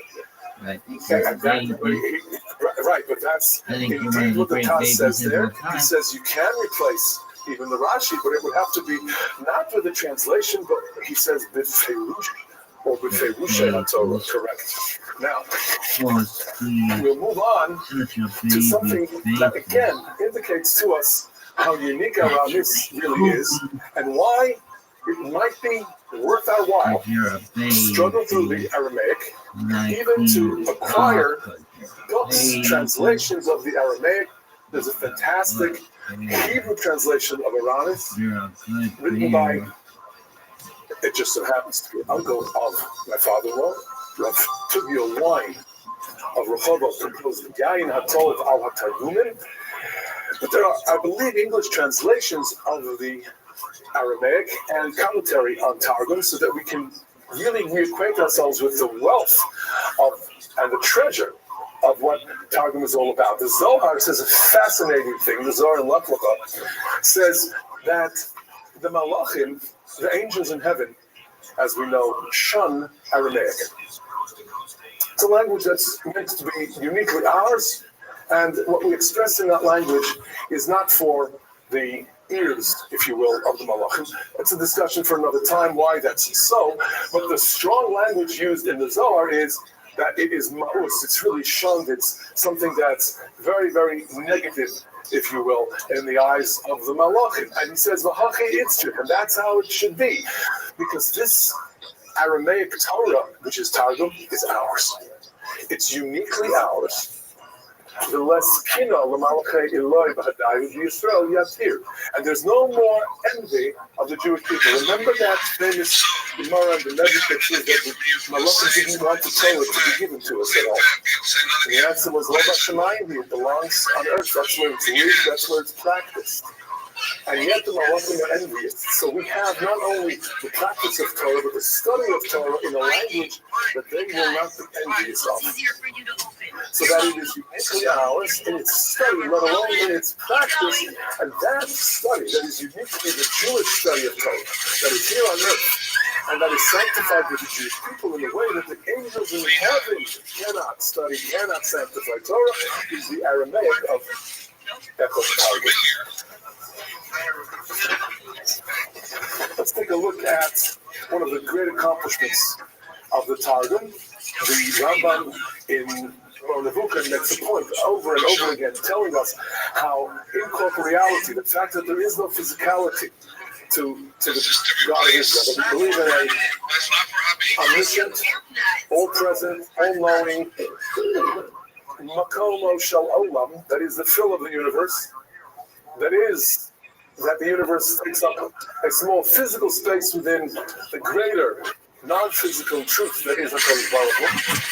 This incorporeality is something which a ger, a proselyte, would want to teach and show again and again and again. So there's a protective measure that the Targum takes anytime there's something that is implying motion, movement, action of a physical kind by HaKadosh Baruch Hu. Targum says, no, let's not translate, let's explain. And you will see in two simple explanations, examples from this past week's Parsha, where revelation takes place before all of the Jewish people at Sinai. And the pasuk says, I'm going to come to you, but I'm not in the thick cloud. And Targum says, I will manifest or be revealed, I'll be experienced prophetically my presence will be known. But it doesn't say I'm coming, because that kind of a movement, that's a human anthropomorphism that the Onkelos would not even abide in his translation. So it's not a translation. It's a very important kind of explanation, and one pointedly aimed at precluding us from making any kind of mistake about that which he saw all of his life. He doesn't want us to make the kinds of mistakes all the people around him used to make. There are gods that you can imagine, that you can talk to. There are gods you can see, the pantheon of gods, gods you can bow to, gods you can embrace and kiss. No. That's not the truth. That's not the reality. And he's trying to show that again and again. There's another example in the very next page. The day of Matan Torah will be the day when God will come down, from the top of the mountain. He's not coming down. There is going to be revelation. There's going to be the vision that we will all have, the experience of Matan Torah. The Onkelos is very protective, the Rambam says, of making sure we don't get any of that wrong, so we have an understanding of the truth of HaKadosh Baruch Hu being Hashem Echad. There are halakhic implications of what it is that's written by Onkelos. And we have here just 2 out of hundreds and hundreds of instances in Shalos and Tuvos and other Svarim where people derive from Onkelos' commentary something very practical. The first one by the Chassam Sofer, the great scholar, really the most important, singularly important Jewish scholar of Central Europe of the first half of the 19th century, and his Talmidim and their yeshivos have impacted the Jewish world so greatly. But Chassam Sofer writes in a Shuvah where he's discussing the latter part of Mila, after the foreskin is being removed, the small, thin membrane that also has to be pulled out. He says, well, if that wasn't done, would you make a bracha? Because since the Mila hasn't been completed, so you've cut off the foreskin, but you haven't done that prior. And he's discussing this technical issue, and he brings a proof from the Targum on the pasuk Umol Hashem es levavcha ve'es levav zarecha. Ya'adi, I will remove, not cut. Ya'adi tipshus libcha. Removal, he says, is a bona fide understanding of what the Mila means. So Mila, Umol Hashem es levavcha, doesn't have to mean gzar, cutting. It means revealing that which is otherwise enclosed or hidden. And therefore, for Priya, while the cutting has been done, but that revealing of what lies underneath yet is going to be done, you would make a bracha on that. And he's bringing proof text and support from an Onkelos. Now, it's fascinating that his Rabbi, Rav Nosson Adler, similarly once said something fascinating about the Aseres HaDibros. Everybody knows that in the Aseres HaDibros, Lo Tignov means kidnapping. Yet the Torah doesn't say specifically kidnapping. We have a Rashi in Parshas Mishpatim that implies that it includes all kinds of theft. And it would be nice to see in the Ten Commandments that God is saying not only kidnapping, but thievery of any kind is so forbidden and so abhorrent it even has a place in the Ten Commandments. Sure enough, Divrei Yatziv of the Klosenberger Rebbe, he quotes the Sefer Nesina Leger, fascinating name. Nesina Leger, meaning something given or gift to the ger. The ger is Onkelos. Nesina is Nosson Adler. That was his name. The great scholar Nosson Adler wrote this Targum to Targum. He wrote a commentary on Targum Onkelos. And he calls it Nesina Leger. And the Klosenberger Rebbe quotes him as saying that, look, when it comes to Lo Sirtzach, it says Lo Tikto Nefash.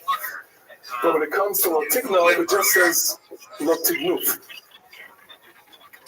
And that implies that according to Onkelos, Efshar de Be'emes Sober Onkelos Dekoi Gam Agnevas Mama. V'lechein Nokat B'Slama without Nefash, without saying a person. He doesn't say theft of a person. He just left it at theft. When it comes to Lo Tirtzach, homicide, he added Nefash, the murder of a person. So we are being medayik in Onkelos, where he did add a word versus where he did not add a word, and we're saying, therefore, Onkelos seems to say to us, Lo Tigno is not just technically kidnapping, but any kind of theft is also included in the Aseres HaDibros. So we see that the tremendous amount of study that great scholars engage in when looking at the text of Unclus, give rise to halakhic implications to this very day, and have done so really through the ages. Let's conclude with looking at some of the examples of where his translation / compilation of commentary explanation have really enriched Jewish life, where his meaning to the words have such great ethical and moral implications. We'll have them in order as they appear in the Torah. This is probably the most famous of them all, where in the creation of man, the Torah says, "Vayihi ha'adam nefesh chaya," and man was this living being. But no, that which the Unclus says is so much more important and so much more broad, and gives us such insight into the greatness and potential within man. V'haves ba'adam l'ruach mimaluah. That is, that God's breath manifests, v'haves, God's breath manifests in man. It's given expression through that which man speaks, through the spirit in man, as that spirit comes to expression when a human being verbalizes his thoughts, his aspirations, his hopes, his fears. And that is one of the most important of all of Unclus's translations, obviously explanations and interpretations of Torah. We'll look at another one that comes from this week's Parshas Mishpatim, where the Torah says, if you see your enemy's chamar, your enemy's donkey, it's breaking down under its tremendous burden, and you need to help the animal, this beast of burden, and the owner of the animal is an enemy of yours. You would desist from or refuse to help this fellow Jew just because you've got some kind of a disagreement with him. Azov to Azov, emo, help again, make sure that the person and the person's animal can be reloaded and safely on their way. Says the Targum something fantastic. You know, in modern Hebrew, if you have some kind of a complaint and you keep airing the complaint and complaining and you're complaining, when somebody wants to tell you stop, what will they tell you? Azov. Leave it alone. Tafsik means stop, but to leave it alone means let it go. Azov. So here you have the source for that. You see, because Azov, according to Targum, this pasuk means Nizbak tishbok, leave alone mad v'libach Elohim. Let go of what you have in your heart. Let go of all of that old it's time for kisses. And negative feeling It's time you have in your heart. kisses. Whatever it is that you harbor against your fellow Jew, let it go. And help it. So that we have a completely novel interpretation of the pasuk, but one that addresses the fact that you really don't like this guy, and you really don't want to help him. And when the Torah repetitively says Azov to Azov, Targum says, because it doesn't just mean to help, it means Azov, let go of, release all of the negative feelings you may have, the resentment that you have, and then to Azov, go help him. And finally, something that really helps us all of us work hard, all of us trying to earn a living, all of us know we can't take credit for our successes. Because Baruch Hu tells us very pointedly, we have to remember, it's not it's not because I'm so smart, not because I got my great degree, not because I've worked so hard that I've amassed my fortune or that I'm successful. No, we have to remember,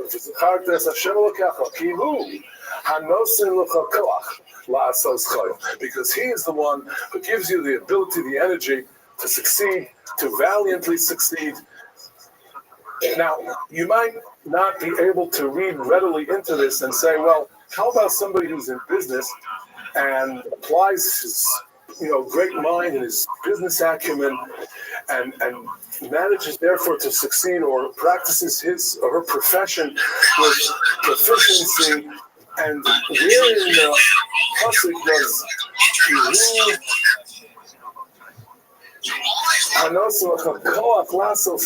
where does it say that it's about my ability to use my mind well and practice my profession or pursue my business pursuit successfully? Says the Targum. Remember, this is Sinaitic in origin.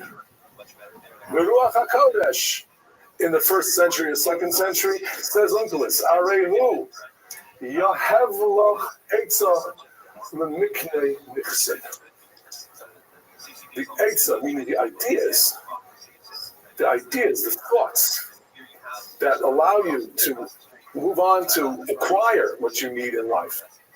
Lemiknei Nichsin means to buy what you need, to acquire what you need, to succeed in your business, in your profession. You know what that comes from? The Eitzah comes from the higher intellect that's granted the Chacham Abina Das, the Dei Abina V'Haskel, that you daven for in Shemona Esrei, when it's provided by HaKadosh Baruch Hu.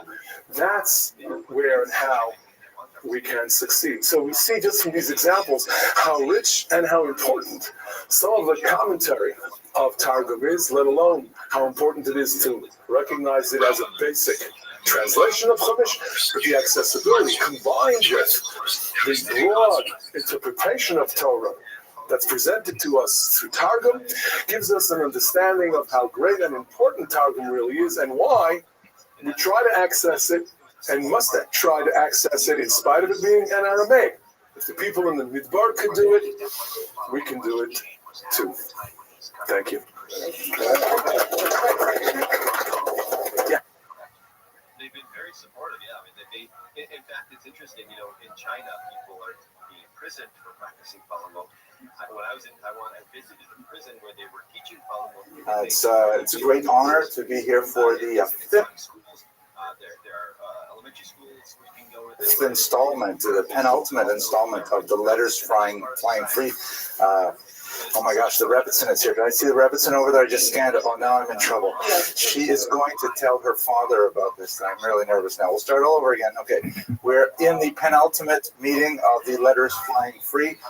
I sent out an email, if you're on my constant contact list, to get a survey of what people thought of this series and the series we gave in Brooklyn to get a sense of how we can improve. Because God willing, we will move forward with this. There seems to be a certain groundswell of enthusiasm for these subjects, but we want to do it wisely and in a way that meets the needs of our viewing audience. Rabbi Teitelbaum has prepared an absolutely fantastic shir for the second half of this hour, so I'm going to speak really quickly to give him maximum time because he's really going to take you deep into the ideas of the Ibn Ezra in text. I think it's going to be quite fascinating. I'm actually recycling a class that I gave about 2 years ago, which was sponsored by the Hermes, and I believe they're members of this shul, so it's ironic that we get to reuse their original sponsorship when I was in Bal Harbor. Our topic today is the incomparable Abraham Ibn Ezra, who was a phenomenal individual with tremendously complex life, a life of great sadness and tribulation, and a life of genius and exceptional achievement in Torah scholarship in particular. I think one of the most fascinating things that I take away from his life is the fact that the Ibn Ezra that we primarily know as Jews, and we are the people who study him most of all the various fields of inquiry that he inspired, from poetry to astronomy to mathematics to linguistics. He really only began his career as a Torah scholar, as a published Torah scholar, when he was about my age, when he was in his 50s and he was exiled from the Iberian Peninsula.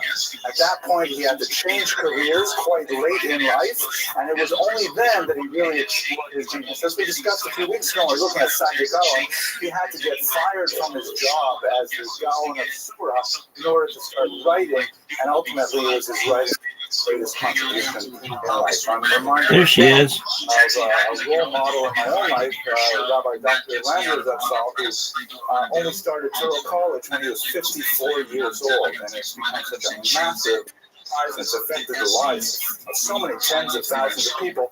There are these people like that, Ibn Ezra, who are able to change their lives midstream, when other people are started looking down towards moving down to Boca or something like that, they're thinking about what else can I achieve. And Ibn Ezra is such a person.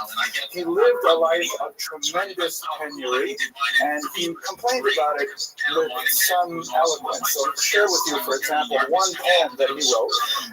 These are translated from the original Judeo-Arabic. Unfortunately, I forgot the name of the translator, and the other, I'll write it when I put this on the web. But he writes, a poem called My Stars. On the day I was born, the unalterable stars altered. If I decided to sell lamps, it wouldn't get dark until the day I die. Some stars, whatever I do, I'm a failure before I begin. If I decided to sell shrouds, people would suddenly stop dying. So he definitely had a very kind of pessimistic, dark view of the universe that seems to pervade much of his writings, although not universally. We'll see how that is. Now, what was he doing for a living? What was so difficult about his life?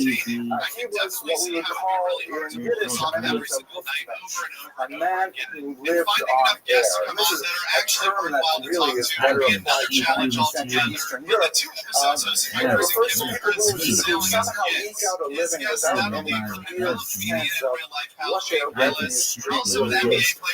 In medieval Spain, in the golden period when he lived, he was a professional poet.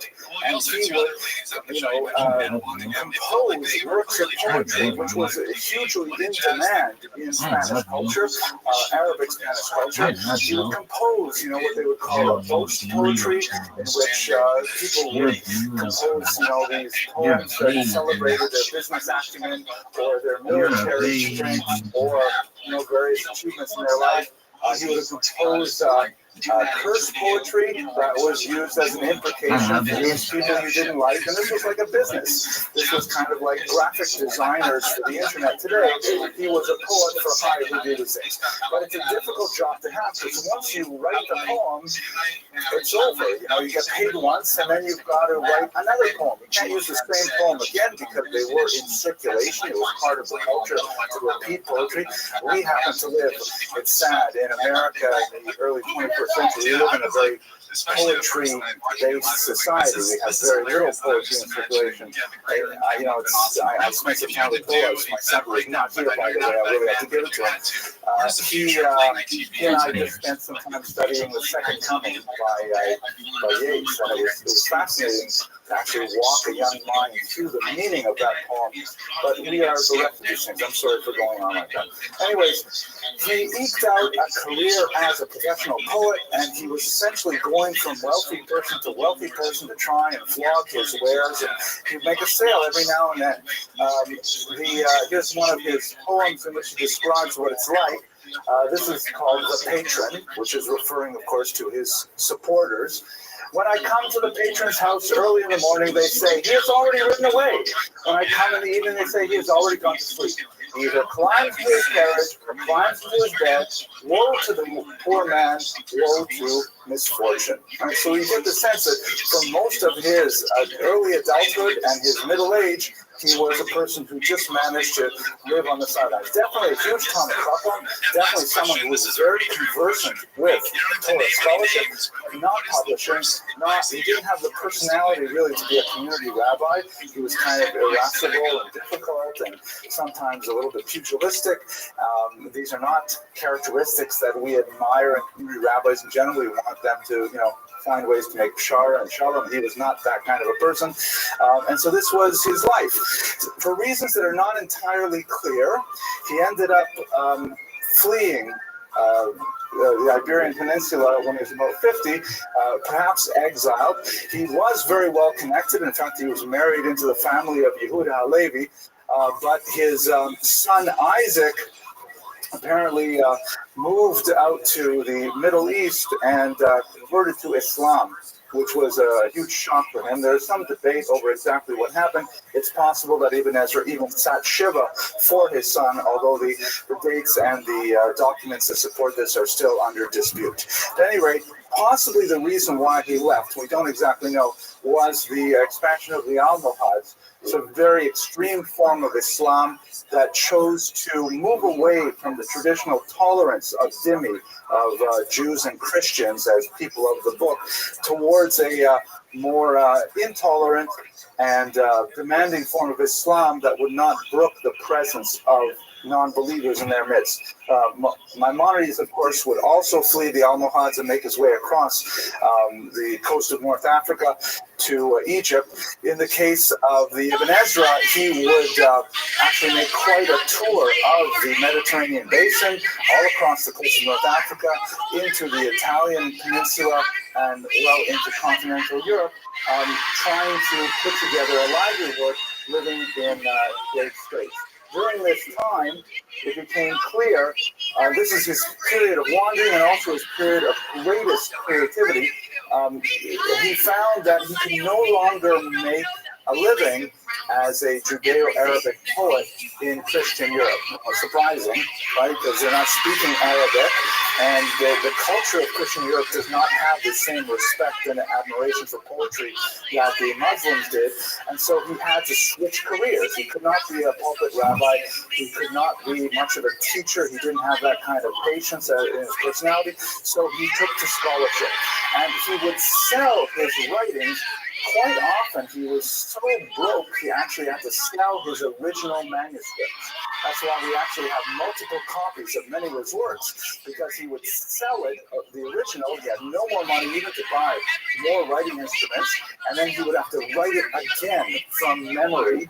And so the second version usually tended to be quite a bit bigger and quite a bit more expansive. But this is the kind of living on the edge that he enjoyed during the periods of his greatest creativity. And this is when he really came into his own as a Hebrew scholar, as he wrote his greatest works on astronomy, on grammar, and of course in Torah scholarship, which Rabbi Teitelbaum is going to speak of in quite a bit more detail. I'm not going to go into it in much discussion here at all, but I will say that the Ibn Ezra's commentary on the Torah is uniquely fascinating. And provide tremendous grounds for future exploration by scholars like Spinoza and eventually the 19th century biblical critic Wellhausen, who saw in his rationalist approach to the Torah the possibility of much larger ideas that were definitely contrarian to the Orthodox point of view. In fact, the Ibn Ezra's point of view is pretty much the maximum extreme you can go and still remain inside the camp ideologically, as we shall see in the second half of this out. He has a big problem with Midrash. He tries very hard not to rely on Midrash as a source for biblical commentary. This puts him at tremendous odds with figures like Rashi, of course, figures like the Ramban, who we spoke about early in the series. And it's a unique approach to Torah that is really unparalleled by anyone in his generation. Halakha, nevertheless, let us not mistake the fact that he remained very much an observant Jew, very much adherent to halakha, and was often engaged in heavy polemics with anyone who would impugn the value of halakha. He had significant arguments with the Karaites, a movement that started a few centuries earlier that argued that the oral Torah was a human rabbinic invention and it was not actually divine in origin. And his approach against the Karaites and his rationalist arguments proved to be extremely useful to Ramban later when he had the dispute that we discussed earlier in this class, because these rationalist arguments could communicate across cultures and could be used in a disputation with the church. So his approach to these things was exceptionally significant. So to try and wrap up and give you a sense of his life as a whole, and also to give plenty of room for the in-depth text that we will be studying shortly, we should understand him as essentially a poet who had to make a major transition from that way of life to becoming a scholar. Without having an official position of any kind, he was forced to eke out a living as an independent scholar, composing treatises which he would later sell, often right down to the original copies. But nevertheless, he gained quite a bit of wide circulation with these things. He was canonized as a commentator. We have him on the page of the Mikraos Gedolos, but his opinions, nevertheless, are quite a bit on the extreme of the Orthodox spectrum. His extremist opinions had a tremendous impact on later thinkers. His thought actually crossed over into the Christian world as well. His poetry was translated into Latin, other languages, such that even in the 19th and 20th century, you see examples of his work. Robert Browning wrote a poem which cites a Rabbi Ezra, referring to Ibn Ezra. Of course, Ibn means son of, and so it's not quite correct to call him Rabbi Ezra because he is Abraham's son of Ezra. But Browning wrote a beautiful poem, Grow Old With Me, which is an ode of homage to the great biblical commentator. And in fact, even John Lennon in our own times wrote a song that was based on Browning's poem, which later goes back to the Ibn Ezra. His work in astrology, which I can't possibly Did I just hear that comment on correctly? with anything intelligent, That John Lennon wrote a was song nevertheless about recognized Ibn Ezra. commentator. And in fact, even John Lennon in our own times wrote a song that was based on Browning's poem, which later goes back to the Ibn Ezra. His work in astrology, which I can't possibly comment on with anything intelligent, was nevertheless recognized by scholars of that field as being something quite significant.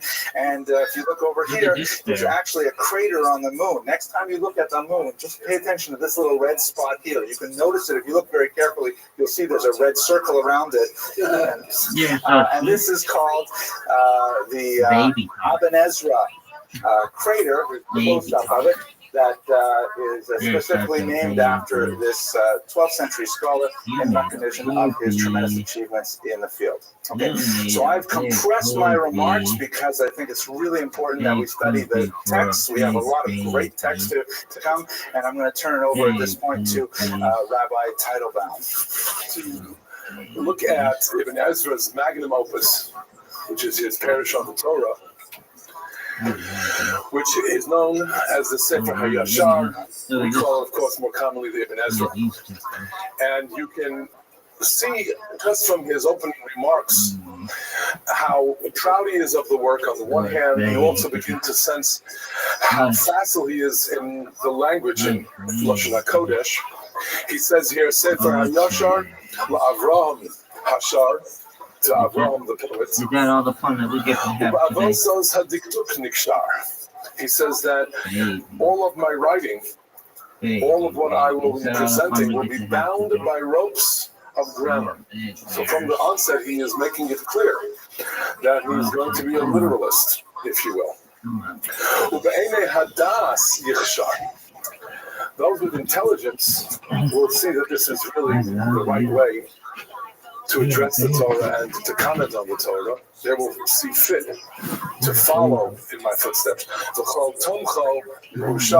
who take this, and maybe he is saying those who support this kind of work, he always was lacking in the kind of support he would have liked, they will be very, very fortunate. We're going to continue to look at his Hakdama.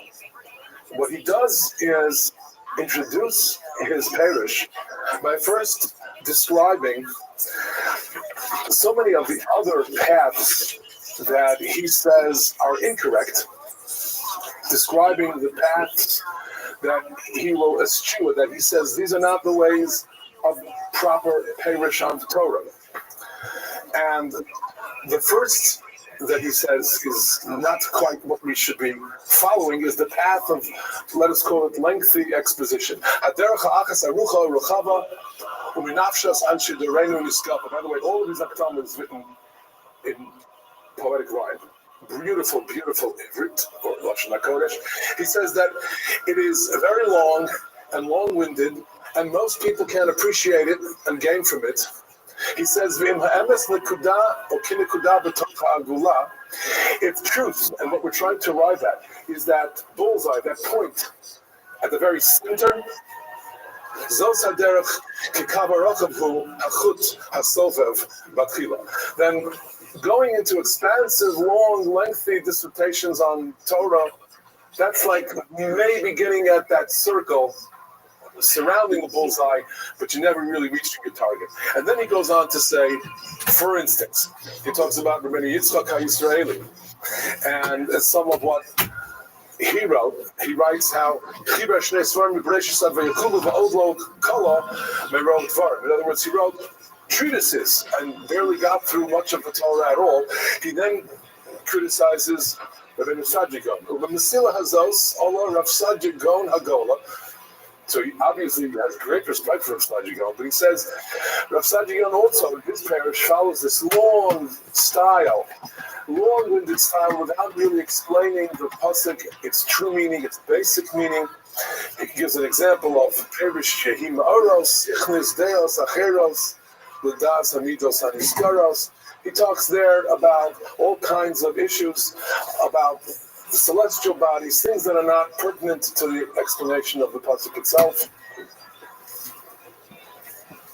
That was big babies. Here, from Bereshit, Perik Beis, Pasuk Aleph, where the Torah describes the great rivers. Shema Echad Pishon Hi Asoveves Kol Eretz HaChavila. So Rabbeinu Sadigon identifies this river as the Nile. And how do you know it's the Nile? Asks Ibn Ezra. He suggests, Ulai Machalom Ra'am. Perhaps Rabbeinu Sadigon saw it in a dream. Kvarta B'miktsasam Kasher Afarish B'mukamo. There are all kinds of mistakes that have been made. In Kain Lo Nishan Al Chalomosav. We will not rely on things that he dreamt up, but he does defend Rabbeinu Sadigon and says, look, he had to say something. Ulai Asakain L'chvod Hashem Ba'avur Shatirhi Matur B'Loshen Yishmael. It's being translated, after all, by Rabbeinu Sadigon into Arabic and with their alphabets. Therefore, he needed to say something and he needed to give some explanation so that otherwise people are going to say, what's he hiding? Or is this not a really true reflection of what is in the Bible? The fact is that Ibn Ezra, importantly, is the first great Spanish commentator on Torah, where there had been none in Hebrew. What had preceded his work all had been in Arabic in that part of the world. Another example, however, of his beautiful writing, his scientific ability to mix astronomy, astrology, and Torah. It's long-winded, though. He was allowed, I guess. He permitted himself that. And that is that in Parshas Yisro, he actually shows how each of the Aseret Adibros connects to a specific constellation. And as you get closer and closer to the more basic and human kinds of issues of Losutza, Losinaf, and finally Losachmod, they are the lowest constellations, and he explains this all very beautifully. But of course, it's a philosophical approach, and it's more of the long-winded approach than the literalist approach. Then again, he wrote a Be'er HaKotzer. He had a shortened version originally, and only wrote the more expanded version of his parish. The one we have is on Shmos. Most of the rest of it has been lost. Now, the next path that he says we should not follow, the second of the four paths that he negates, the path of the Karaim. As we heard before, the Karaites deny that there is a Torah Shabbat path. It's a rabbinic confirmation. He calls it Derech Psal Tolim. Haderech HaShiniyah, the second path. Bachrua Psal Tolim, those crooked people. Imhem Yisraelim, if Jews take that path, if they think they're getting to the truth, they don't even know where to look. And then he talks about Anan, the founder of the Karaites, Binyamin ben Mashiach, Yeshua. They don't believe in the works of the great Chachamim. They don't believe in Torah Shabbat. So therefore they end up erring to the left, to the right. Everybody says whatever they'd like about how to understand the pasuk.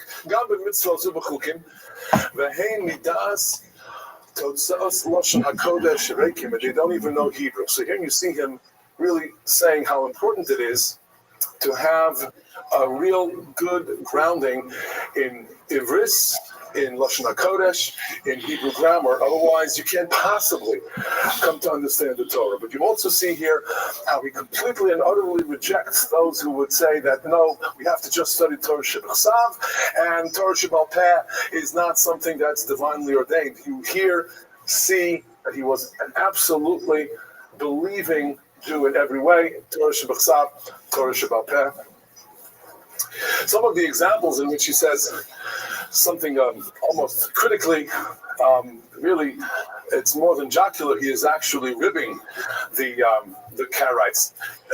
The pasuk says in Bereshis Chavtes, "Ve'enei Leah rakos." Leah's eyes were somehow watery. She was tearing up constantly because the Medrash says she was destined, she thought, to be married to Esav. So here he quotes Ben Ephraim.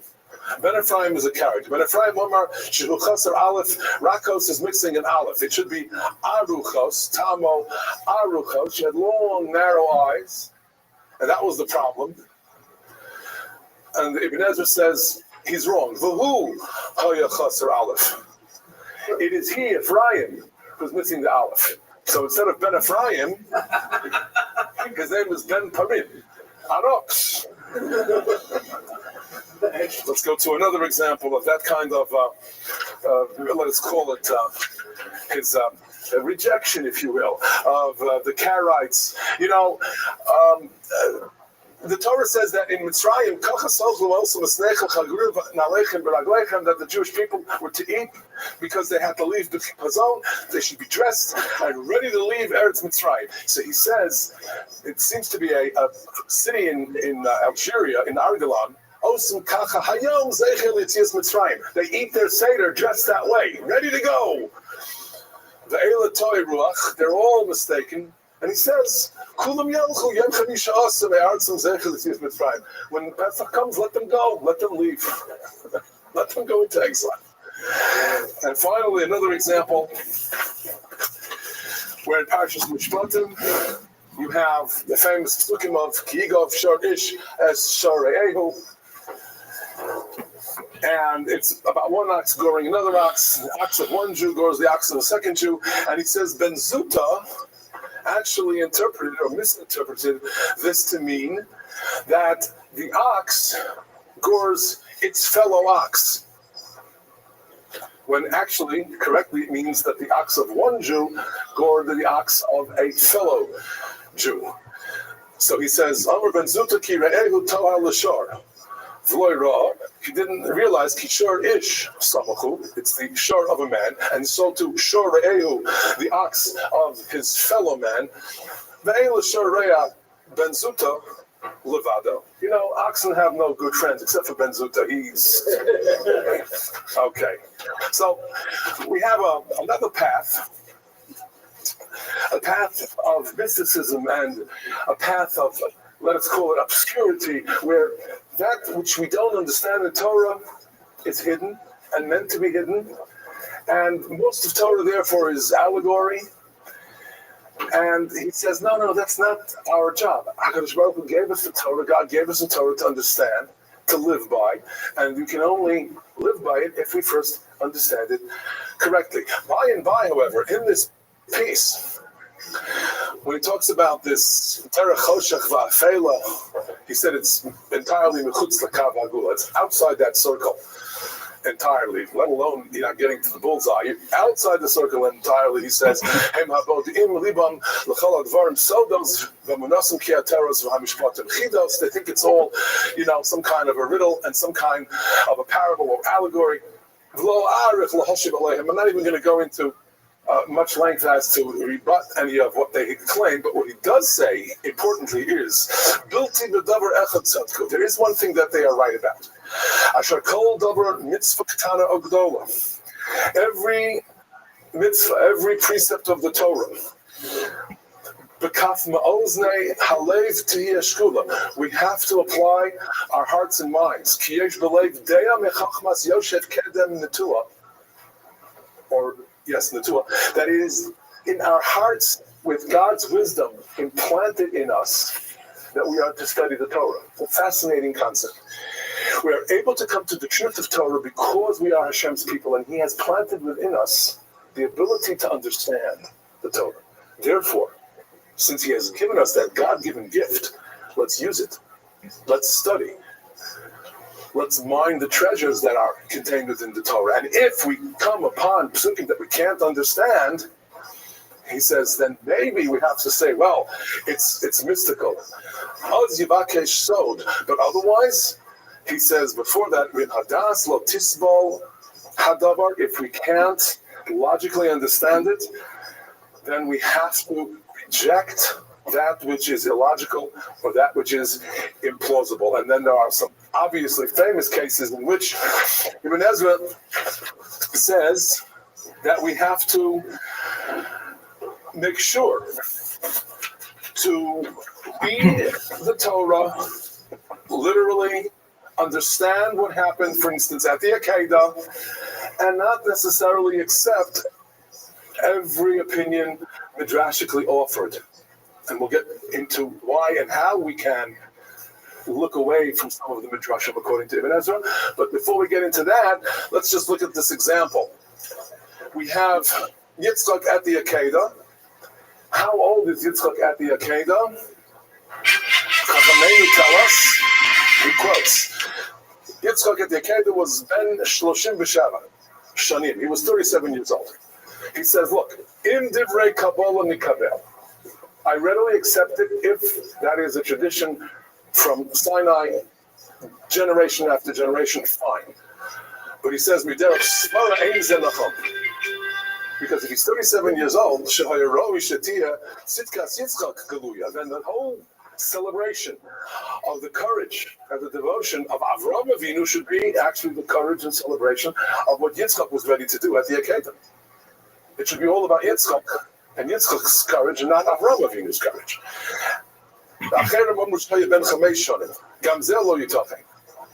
Can't be he was 5 years old, because it says in the Torah, the Torah says that it was Yitzchak who carried all the wood. He was 4 or 5 years old, how could he have carried the wood? So this is all a very logical approach to which he says it must be that ultimately he was Karov Liyud Gimel Shanim. That's a heck of a way to prepare for your bar mitzvah, to go to the Akedah. But he was young enough and innocent enough to therefore follow, strong enough to carry the wood, but not old enough to be given all of the credit for that kind of self-sacrifice. Another example, famously, Rashi quotes this Medrash, Atze Shitim, the great wood used for the crushing of the Mishkan.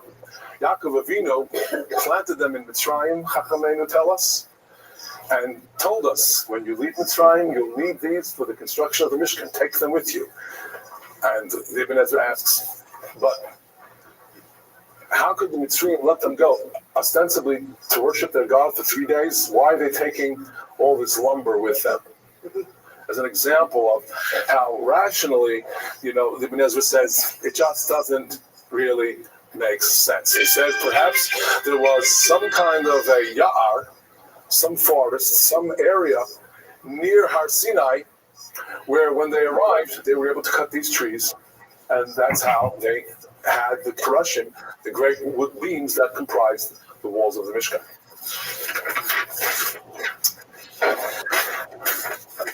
The fourth path that Ibn Ezra says we should reject is the path of homiletics, of drash.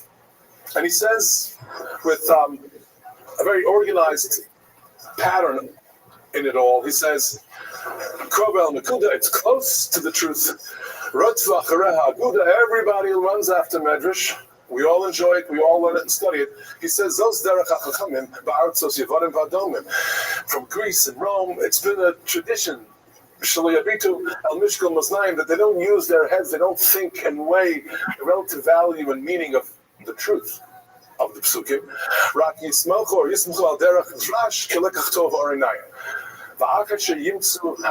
Number one, once you have these midrashim in Sifrei HaKadmonim,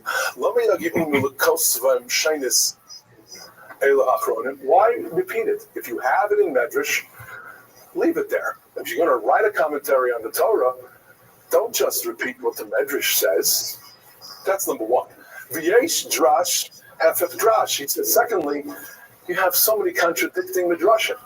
If you're going to use Medrash to arrive at the truth, well then what's the truth? And one Medrash says one thing, and another Medrash says another. And finally he says, V'yesh lo sod v'eino mefurish. And so much of it is so hard to understand. It's mystical anyway. He uses an example, the famous case, the drasha, Torah Kadma, Alpayim Shana Kadma Olam. Torah existed 2,000 years before the world. If there's no world, then there's no physical matter. If there's no physical matter, so then there's no time-space relationship. How can there be time? How can you say 2,000 years if there was no universe, if there's no physical world?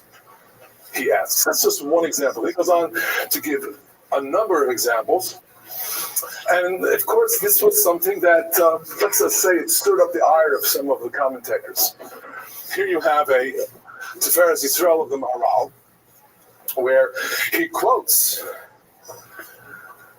how Ibn Ezra criticized the famous drash about why the Torah begins with a Beis, Bereshis, because Beis is the letter of bracha.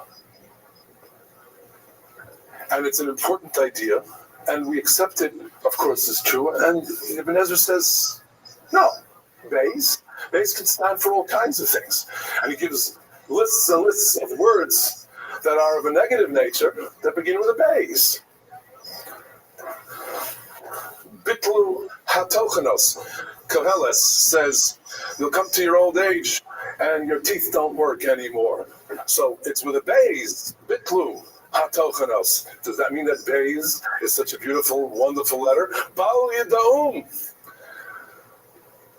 Bal Yida'um means that nations of the world, people don't know, don't understand. They're bereft. So the Beis isn't such a wonderful letter, is it? Says the Maharal Ubavadai, Harav Ibn Ezra, Bal Yida'um. He says, the one who didn't know was Ibn Ezra. Bal Yida'um Divrei Chachamim Hanemonim. He says, because Ki Divreihem Heim Emes B'Chachma Hu Lo Haven. He did not understand Divrei Chachamim. So there's a tremendous criticism that Ibn Ezra invited by being so adamant about not following drash, not getting involved in it, not basing our religious life, and not getting so involved with it, not just in commentary, but in philosophically guiding our lives based on so much drash. Ibn Ezra, was not the one to really feel that's the way we have to build and construct our culture, our religion. Pru, we take it that the Torah says that it is a mitzvah. In the Minyan HaMitzvos, that's another area, by the way. He did not say that we are bound to believe that there are exactly 613 mitzvos. He says that Pru is actually just a blessing. Milas pirdi v'rivya v'adam brachahi. Kamo v'briyas hamayim. Rak hi mitzvah etikuha kadmonenu. Zichronim levracha. Rather, it is written as a mitzvah by our rabbis. V'samu zeha pasuk zecher ladover. This is a typical Ibn Ezra in that he says, look, the literal interpretation of the pasuk is not, we have a commandment, be fruitful and multiply, have children, but it is a mitzvah. If rabbis in the Talmud say it's a mitzvah, then it's a mitzvah. But they have that by tradition. It's not because the Torah literally said so. Another example, the rehabilitation of Nimrod. What kind of a person was Nimrod? Oh, he was a very, very negative person. He used his powers to threaten mankind, not just Avram Avinu, but, it was Amraphel, he is Nimrod, and he was Hechalios Gibor Ba'aretz. As Rashi says, he was doing whatever he could with his gevura rebelliously against the will of God? Well, according to Ibn Ezra, he says, Hechel laharos gevuros b'nei adam alachayos, ki haya gibor tzayid. He was a tremendous hunter. V'tam l'fnei Hashem doesn't mean against God. It doesn't mean that he would say, I'm powerful, God is powerful, maybe I'm more powerful, as you might wish to interpret it. He says, Shahayabona mizbechos umala osa machayos olol Hashem. Nimrod captured animals and brought them on the mizbeach. He offered them up to God. V'zeh derech hapshat. That's the truth of what the Torah is saying to us about Nimrod. V'hadrash derech hacheres. The drash, that's a different path altogether. So that's a bit startling. Most of us are familiar with these interpretations as taught to us by Rashi. There's a very important mention of Rashi in Ibn Ezra's Safa Beruda, which is really a grammatical work, where he says, Ein Mikra, Yotze Midei Pshuto, V'hadrash Hu, Tosefes Tam. It is just an added flavor, an added sense of what the Torah might be telling us. V'hadoros haboyim, generations that followed, Sumu kol drash ikar v'shorish. They've made so much out of drash. Kireb Shlomo Zal, like Rashi. Shapireish Tanach al derech drash. He, Rashi, comments on all of the Torah, Nevi'im Ksuvim, homiletically, and he says, V'hu choshev. He thinks, Kihu al derech pshat. He thinks he's writing pshat. And then he says, Ve'ein b'svarav pshat rak echad minei olef. Really, pshat in Rashi, it's all drash. 1 in 1,000. That's a bit of an exaggeration, but he's really clearly adamant about what kind of parish we should or shouldn't use as we study Torah. He says pshat in Rashi is 1 in 1,000. So what he does say is the right path, is the path of the Hebrew grammarian and literalism. Haderach HaChamishis, Musad Perushi Aleha Ashis. I'm basing and founding my commentary, V'hi HaYeshara B'einai. It's what I think is proper. Nochach Pnei Hashem, Asher Mimenu Levado Ira. I only fear God. V'lo es eponim b'Torah, v'achapes heitev dikduk kol milah. I will look for the meaning, the true meaning of each and every word in the Torah. I will then explain it as best I can. He says, wherever you find the word for the first time in Tanakh, that's its anchor. That's its basis. Shall extrapolate from there what it means and how it's applied elsewhere in Tanakh.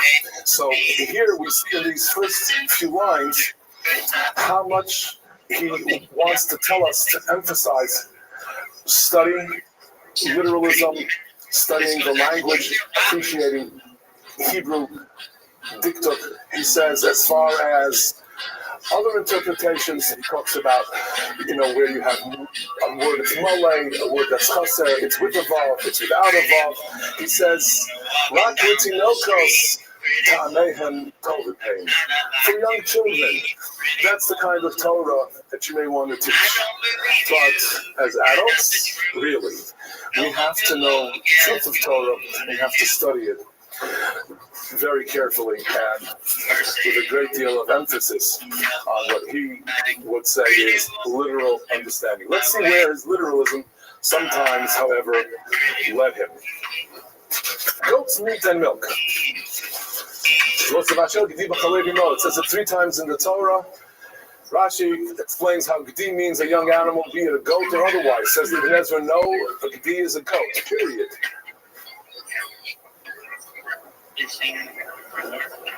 Rabbi Shlomo Amar, Ki Agdi Hu HaKatan Harach. But Ibn Ezra says no. Gdi gadol nigdi izim. That's why sometimes it's called gdi, sometimes it's called gdi izim. Not that there's another kind of gdi. A gdi always means a goat. He explains therefore that the Torah actually never talks about meat and milk if it's not goat meat. But Chachamim Kiblu, there's a tradition from the time Torah was given. Torah Shebal Peh, Shelo Yochal Yisrael B'Chol. But it's not something found verbatim in the Torah. Here he really says something that halachically is difficult to answer. It's basically unfounded, where he says that chelef, the parts of the fat of an animal that's otherwise kosher, that there are cuts of chelef that we are not allowed to eat. He says that's only if it's a korban. If that animal is a korban, then the chelef is not allowed to be eaten. And here we have a real difficulty. We know that Chachamim said chelef is prohibited, period. But he says, and here are his words, Haraya, the proof is, Raya Demura, Shama B'Sefer Eila Hadvarim, the Basar Taiva, Shehu Chol, where it's not a korban, Sheyachlenu Kulo. It seems to say in Devarim you can eat all of it, V'lo Hotzi Rak Es Damo Levato, B'Shloshim Mekamas. Only the blood may not be eaten. But the Caleb seems to be permissible. It is this kind of commentary that the Amshel Shlomo, the great Shlomo Luria of 16th century Lublin,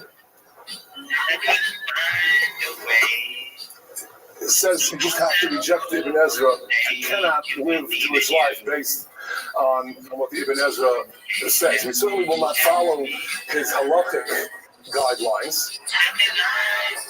He says that although the Rambam, in a letter which might be attributed to the Rambam, seems to tell his son to study Ibn Ezra, Rav Shlomo Luria says, Asher Lohaya Bal Talmud, again, Rabbi Avram Ibn Ezra, Asher Lohaya Bal Talmud, V'rov Binyana Uperusha Al Derech Hatchuna. It's all about astronomy, physics, science, the Kabbalahs, Chitzoni Yusa. Tris, B'kama Mekamos, Keneged Divrei, Chachmei HaTorah VaTalmud. Therefore, there are things that are midaraisa, which Ibn Ezra mistakenly says are rabbinic.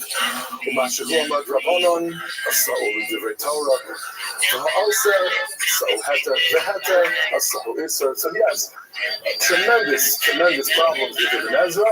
He was not alone, but he was very vociferous. This is in his introduction to his Yam Shel Shlomo on Maseches Kulin. A final example of this literalism, and one that's a bit shocking.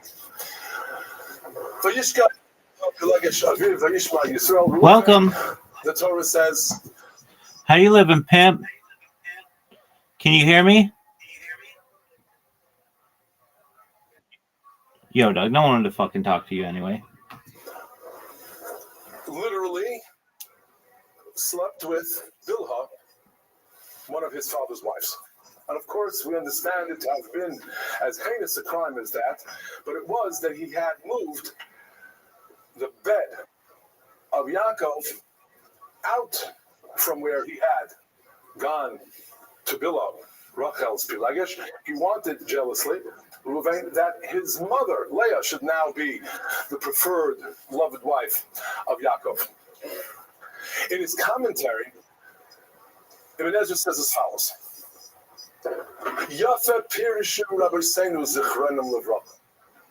They commented and they did a beautiful job on explaining what it is that happened. V'chosa klon arum, quoting from Mishlei, one who covers shame is clever. Meaning that what happened actually was quite shameful, and Chachamenu are covering that shame. In his Yesod Mora, where in his philosophical work, Yesod Mora, which is a very important work and deserves shiurim unto itself. Here, when describing the greatness of Yaakov Avinu, he says, Ki kasher ba'el beisel, Omar hasiru es Elohei anechar, he left his flocks, his boded lavod Hashem. He became the holiest that Yaakov ever became upon his return to Eretz Yisrael. V'lo shachav im isha. He no longer had any more children. Lived with no one of his wives. Ki rachel mesa. V'chulala. What's this thing that's both irrelevant and important? It might be easier to recap it if you do a better strategy now. That's true. But chances are this boss is going to be nailed into the ground. Therefore, this thing is that's going to stop cost a the little Torah bit. says, So chances are it won't actually matter. But if it does, maybe they don't touch it. They have left bosses today, like, you know, they have to be this documented style state. So if they the Torah's point is that he really had been with Bilhah. After that, Yaakov said, I will not be with Leah's concubine, not with Leah either, not with Bilhah, because she has been violated. And so he has 12 sons and no more. That's Ibn Ezra's literalist approach to those psukim. Ibn Ezra's legacy, as we heard earlier, includes how some have tried to, if you will, adopt Ibn Ezra to their cause. Most infamously, Baruch Spinoza, the great 17th century rationalist, claimed that the Torah was not of divine origin and claimed that Ibn Ezra had said as much. Shadal defends Ibn Ezra, does a beautiful job pointing out. Debutantes in Houston, baby. Couldn't hold a candle to you. Did you do it for love? Did you do it for money? Did you do it?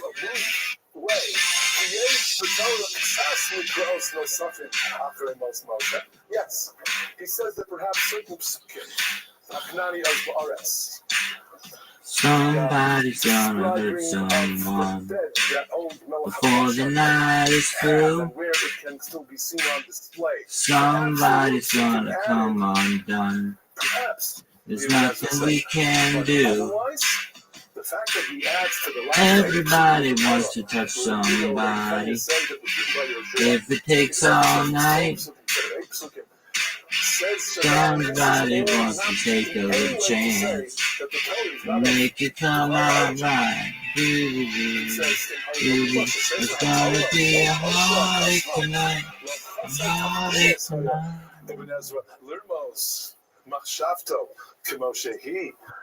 And so he says, Chalila, Chalila, to say that Ibn Ezra can be used to support the likes of heretical Baruch Spinoza. That's a very important point, because what he did that way, Shadal, was make it clear that with all the controversy surrounding Ibn Ezra's a heartache tonight, I know. faithful Jew, It's gonna be a heartache tonight. A heartache tonight, I know. What I know. Some people like to stay out late. Some folks can't hold out that long. But nobody wants to go home now. There's too much going on.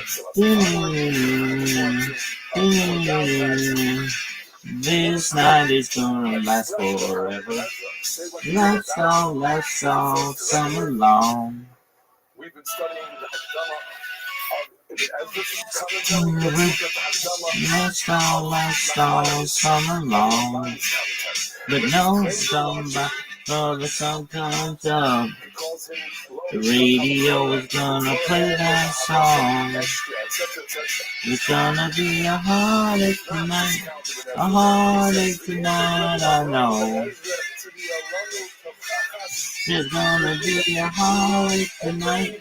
A heartache tonight, I know.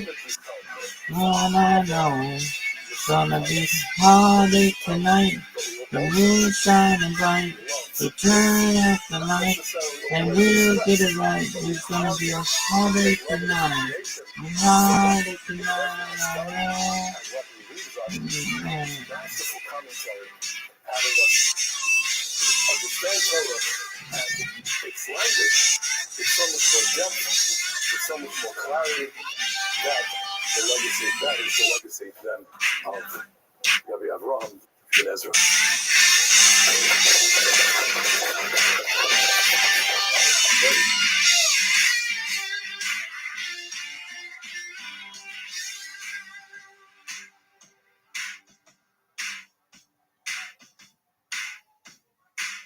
Okay, ladies and gentlemen, Somebody's gonna hurt someone. Somebody for the tonight's talk is really fascinating. I think somebody's gonna come Rabbi undone. Levi ben Gershom, Nothing we can do. Latin term Gersonides, or Everybody. son of Gershon, as we've seen with Maimonides, Nachmanides, and so on. It's a fascinating Somebody's figure gonna who come really, in undone. many ways, encapsulates Nothing the we can nexus do. of Jewish What is and it? scholarly non-Jewish work in his century, in the High Middle Ages, and the kind of research that he produced, both in the secular realm and in the Jewish realm, are really amazing when you understand the context of 12th and 13th century France in particular. So my goals for tonight are to give you just a sense of the backdrop. We're going to concentrate on the ecclesiastical history and on the economic history of the Jews at that time, just to give you a sense of the kind of environment in which we operated. And then I'm going to highlight a few of the areas of the kingdom, as a scholar, and I'm going and to she showed me the way. all his Jewish research, which And we both are down in the corridor. and I'll leave that All I heard them say, welcome to the Hotel California. Let's get started straight away then. Such a lovely place, such a lovely place, such a lovely place. The way you room at the Hotel California. Any time of year, you can find it here. The weather definitely twisted. She got the Mercedes Benz. She got a lot of pretty boys. And she girlfriends. When they dance in the courtyard, sweet summer sweat. Some dance to remember, some dance to forget. So I called up the captain. Please bring me my wife.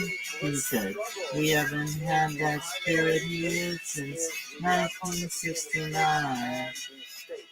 And still those voices are coming from far away.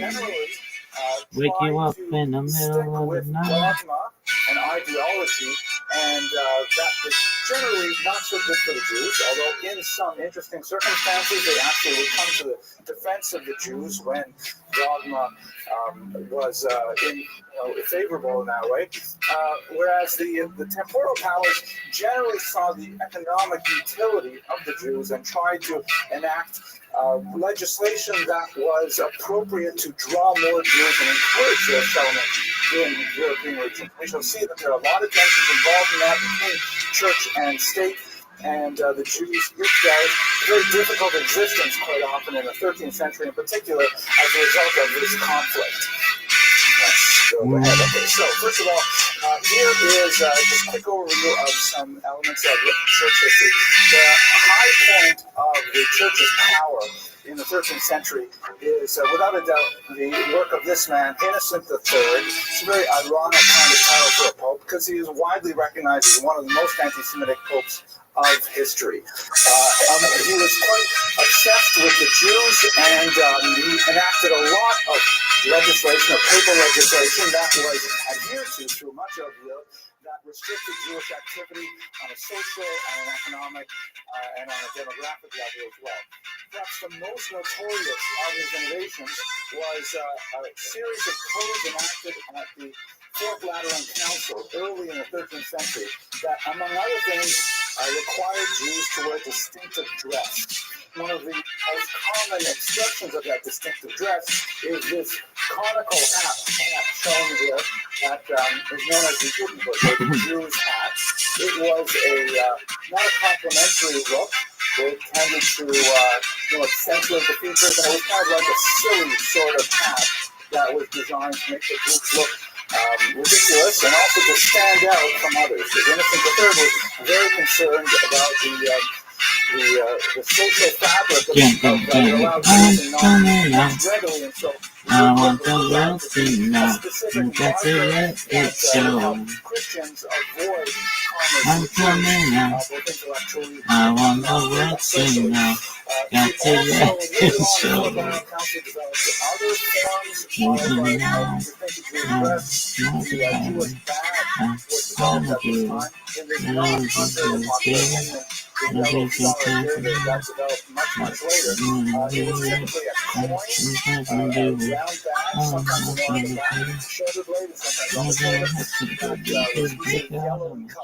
And it was a reference to the coins that Judas received for betraying Jesus. That was supposed to be the metaphor there. Also sometimes shown are tablets, like the round top tablets. The Schneider close-up wrists of the Ten Commandments are sometimes used as a badge. But the Judenhut is perhaps the most popular. And it's actually a boon for art historians, because that means whenever we look at these kind of medieval images, we can always pick out who is a Jew. Here you have a Jew person with some ecclesiastical figures.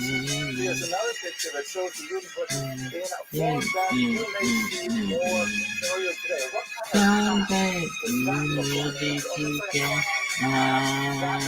Say it again. Someday we'll be together. Oh yeah. You're far away. Like the witches had, right? Jews in the 14th Me, my century very much love, associated with the devil, with witches, whatever just to and so show my baby centralized it and kind of made it the fun death with stars above. witches and Gonna say it. things like that. Someday we'll be together. Yes, we will. Yes, we will. Someday we'll be there together. Know it. Your love is yours, baby. All right from the start. Lay down. You possess my soul now, honey. And I know when I heart and I wanna say. Where Jews were forced to participate in the debates, which would show trials of Judaism.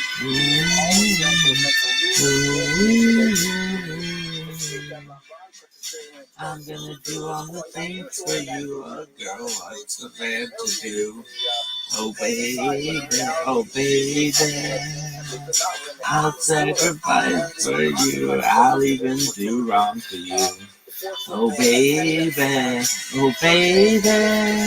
every minute, every hour, I'm gonna shower you with love and affection. Look out, it's coming in your direction. And I'm gonna make you love me. Oh, yes I will. Yes I will. And I'm gonna make you love me. Oh, yes I will. Yes I will. Look at here. My love is young, you see, I know you'll never get tired of me. Oh baby, oh baby.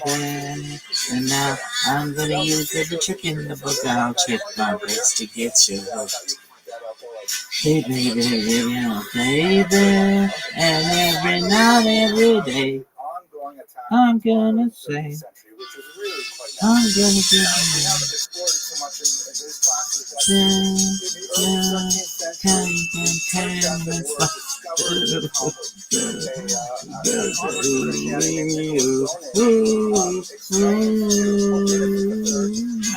To think that I don't feel love. What I feel for you is real love. Nothing as good as I can have. Rejected love child. Never meant to be. Love child. Young poverty. Love child. Never meant to be. Love child. Take over. Your in a roll, don't run down, tennis, one tennis. I'm all the moving, when even married one. You had to make my mother. So we're baby, love is new. I have no name. It's all good complicated. Wagon loads of Talmudic manuscripts. Like that part when I'm like, do the part where the Supremes are like, make it sound like space.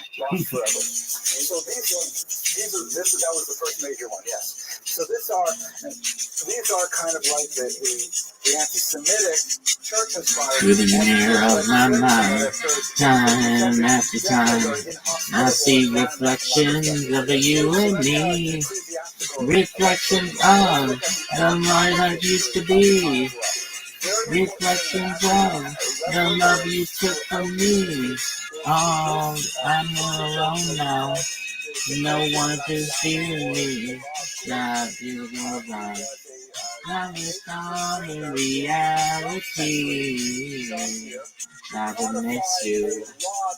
Took from me and left me alone. Without memory. Through the beer of my mind. Morning, how are you? Aquarius. What's good, girl? There you go. I was just singing the Supremes. Do you know the Supremes? Of course you know the Supremes. The Supremes are amazing. Excellent. Well, you go take care, Papa, and I'll be here tonight, God willing, to play you in bowling. Take care. Your brother. To the stranger, you may charge interest, but not to your brother. Oh, of course you know the Supremes. Yeah, why? Because she knows good music. Muslims too, incidentally, leave that as a prohibition of interest between co-religionists. And oh my darling, now you're gone. Now you're gone. Love is here. And oh my darling, now you're gone. Now you just saved me to love you. When I did, instead of wilderness, I had heartache instead. Into your arms I belong so far away. And love, and you there. You begin to love, you begin to love. Love is here, love, and oh my God, now you're gone. Now you gone, love you, you made me love you. Oh my God, now you're gone. Now you're beautiful, you're refreshing day. You're singing now, and things in my heart, and you walk away.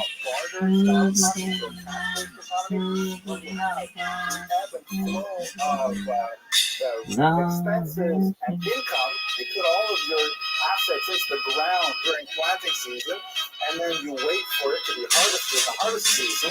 If you have some kind of you have to make a fasten out or something in the middle, and you don't have any income coming in, you've got to borrow some money.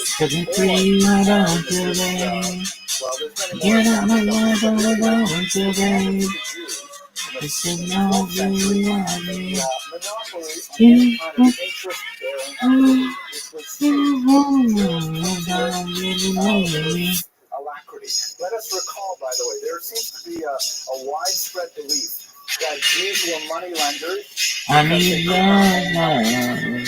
Please not mine. I need to find time, someone to call mine. But mama said you can't really love. No, you just have to wait. She said love don't come easy. It's a game of give and take. It can't hurry love. No, you just have to wait. You gotta trust, give it time. No matter how long it takes, but how many heartaches must I stand before I find a love to let me live again? Right now, the only thing that keeps me hanging on when I feel my strength. Yeah, it's almost gone. I remember mama said, oh, you just have to wait. She said a love doesn't easy. It's a game of give and take. How long must I wait? How much more can I take? Whatever it is, you'll cause my heart. I'll just break my I can't wait. There, live my life alone. I grow impatient for a love to call my own. But when I feel that I can't go on. An interesting kind of take on it. But some of the medieval artwork, you can also see the distorted physiognomy of the Jews here. The pronounced nose actually dates back easily. You've given me a true love, here they are counting and coins. every day I thank you, love, for giving that's so new, so inviting, so exciting, favorite. Whenever you're near, I hear a symphony, a tender melody, bringing me closer to your arms. Then suddenly, oh, it's touching me. The Jew has his seated, relaxed. He has a big bag of money here.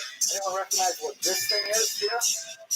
An abacus. Right. When I teach undergraduates, 18 years old, they're totally clueless. Full as you had no idea what that was, right? Ooh, all day long I hear my telephone ring. Friends calling, giving their advice. From a boy I know, I could wait away. The heartaches of day and day. Provokes a certain degree of animosity because everybody likes to borrow money. Nobody likes to pay interest. Before you break my heart. People with power borrow money from the Jews, which happens frequently. Even kings and nobility would venture into these economic relationships. Baby, I know where you go. Each time you leave my door, I'm watching you walking down the street. Then, of course, you realize, wait a second, now we have no credit whatsoever in our society because we have the Russia. You better invite the Jews back. And as you can see, just from this list, and this is France alone, as you saw with the other countries, and fight till the end, but I'm only human. The history of legislation, and keep the same law passed over and over and over again. It means that people are ignoring the law. You see so many times, do not jaywalk, do not cross the lights, and other people are talking to the lights all the time. And so France alone, between the 12th and the 14th century, was 5 expulsions just in France. And if we get you to follow me, please like the work that unfold for me. I'm so confused with you chosen me. You'll be there for me. And caring up to damn me, me. Hold me, yeah.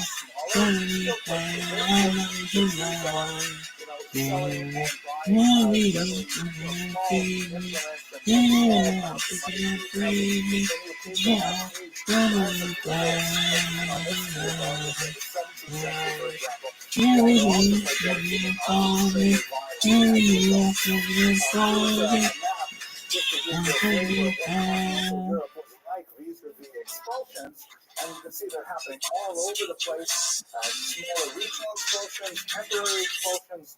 This map also does not indicate the number of states that impose restrictions where Jews can stay in place, but they simply could not engage in money lending for 10, 20 years, and then they would say, okay, money lending is good, let's do it again, and then the debt ratio would go high. It's a very tenuous and difficult time for Jews. And this is the period which we have Gersonides active.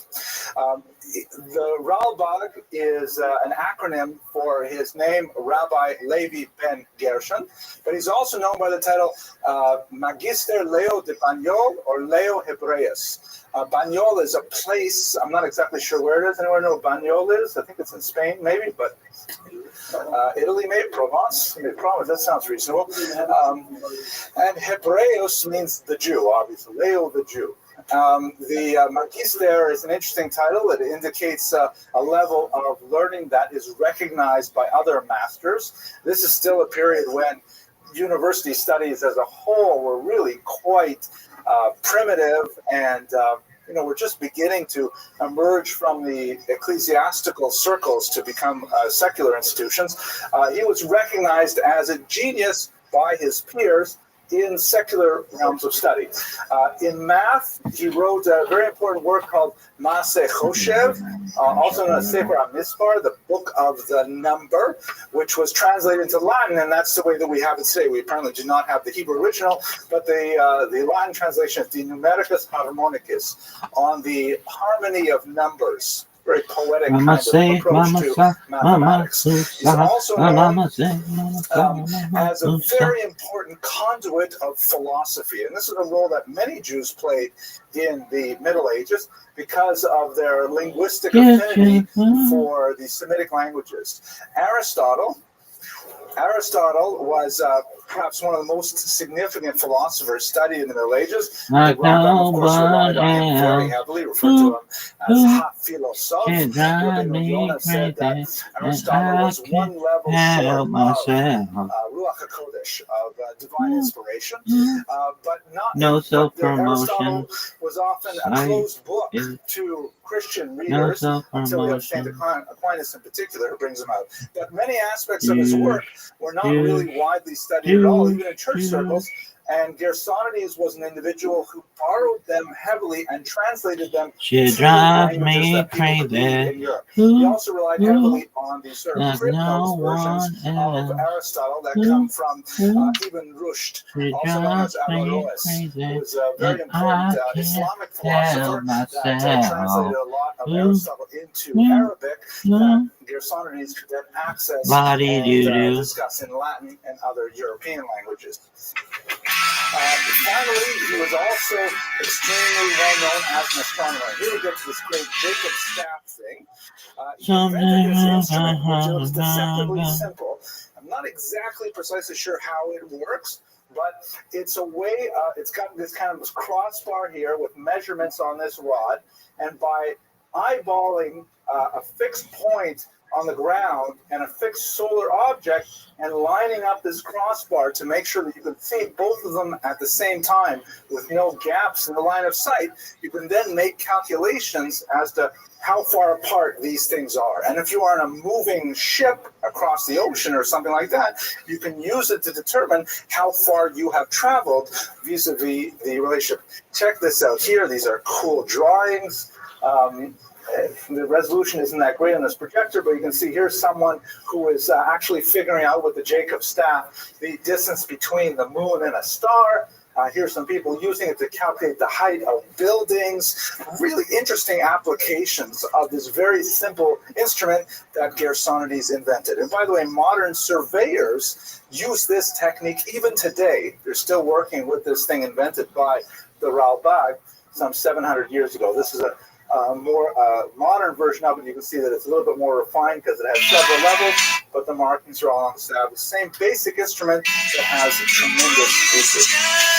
Now, what I'm not going to go into today because we have Rabbi Trump to speak in much greater detail about it, but he was also a huge polymath. And again, this is in a period of time where the division between the sciences was not altogether fixed. I mean, a person who was really smart was expected to be smart kind of across the spectrum. We didn't have such high levels of specialization of the sciences and the literatures and so on.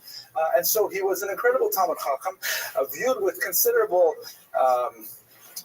controversy in many circles. His most famous work, however, was this book, Milchamot Hashem, title that's used by many authors, The Wars of God, and it deals with a whole range of questions in Jewish theology, borrowing heavily from Aristotle and Averroes in particular, as we discussed. Okay, Rabbi Trump, you ready? Okay, so thank you very much for your attention. Let's turn it over to the real Rabbi Trump. Everybody wants to Okay, good evening, everybody. Welcome back to the second half of Let Us Flying Free. And Dr. Abrams just walked out the room, so we didn't have a chance to get to wish him and Ilana about just the engagement just a week and a half ago. Very beautiful to be able to celebrate the Simcha for people who do so much to enhance our community. And we wish you and continued muzzle as and nachas from your children. I'll leave the comments towards the end then. Let's start at the beginning over here. So what we see about the Rabbi, as Dr. Abramson had said, is the most remarkably varied individual. Love Think will about give something as the patterns of religious today, and it's something who is a bookshelf of almost every person. You have to sort of think about the diversity of this individual.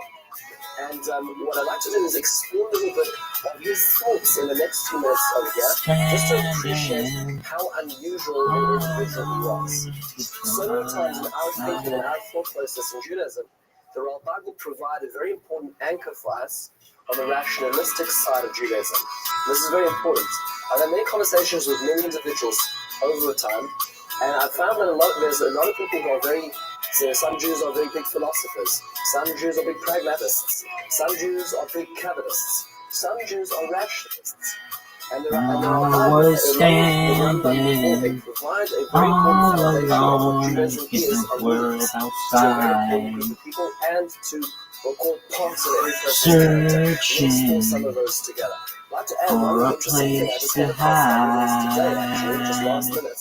That I'd like to add to what stand lonely, and that is that now you one of give his me books on the will trigonometry to is that survive. he actually was called the When we're hungry, love will keep us alive. And he, in 1342, and he actually Don't you worry, something's so got just to get me on. Innocent of that terrible era, World he is had a very close relationship changing, with Clemens. but I And this know particular you Pope, as are. 6 years later, was an individual who went out Now there I and tried found to defend the you. Jews against the There's latest no craze more of history, which was darkness the which was not inside. the Christian, a little later than that, the bubonic When plague. we're So why did the hungry, bubonic plague affect the Jews love with Black will Death? keep Because us the Jews weren't alive. as heavily affected for whatever reason. Be it Tilas Yodayim, that we washed our hands, whatever it was in history, the Jews were blamed for Black Death among everything else. And Pope Clement was in fact one of the ardent defenders of the Jews, and before that defense he had a close relationship with the Rabbi, whose brother was actually his physician, which is just a very fascinating historical wrinkle in terms of how much he contributed, just in terms of, as Dr. Edmondson said, his personality and his gravitas in society. Let's start at the very beginning. There's so many different works that the Rabbi works on, and as we saw with the works of Sadia Gaon, it is incredibly organized, orchestrated, point by point. In fact, when he starts writing his introduction to the Torah, he gives you the rubric and the schema for his books, his later books. He says, "Oh, I'm going to write," and he tells you point by point of what he's going to write. A very, very incredibly organized individual. So here we go. Let's start at the beginning over here. So the first thing we're going to start off over here is just an interesting work aspect of psychology. Usually, when you have an academic of such proportion, certainly with the mathematical side of the brain, it doesn't often lend itself necessarily to the finesse or the soft understanding of the intricacy of emotions. However, I'd like to give you one example for just how profound an insight he has into the human psyche.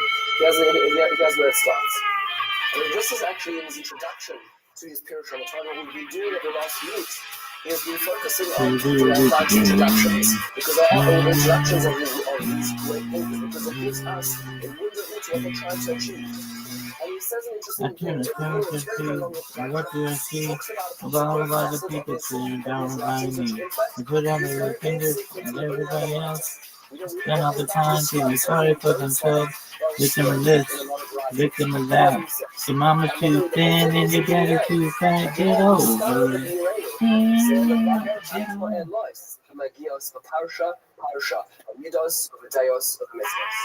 he says is, I'm going to write at the end of every section, that's the way he does it, I'm going to write a to'eles. A to'eles which really means an outcome, a positive lesson that we can learn from sections in our Pirush. Now remember, when he's going through here, the actual section of the Torah, he's very didactically analyzing words and context and meaning.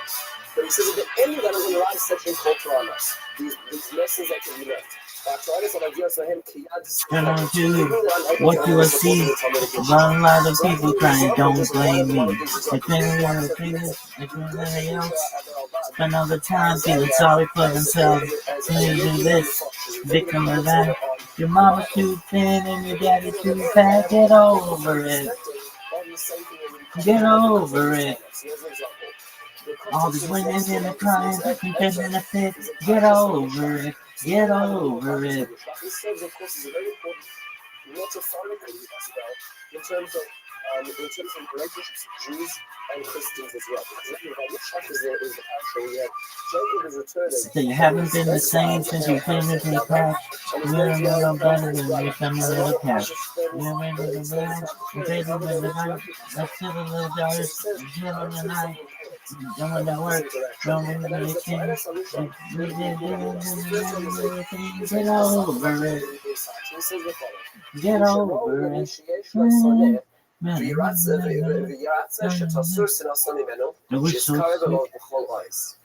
If you have somebody who's you really have a relationship with angst, there's a lot of pain, there's a lot of baggage in that relationship.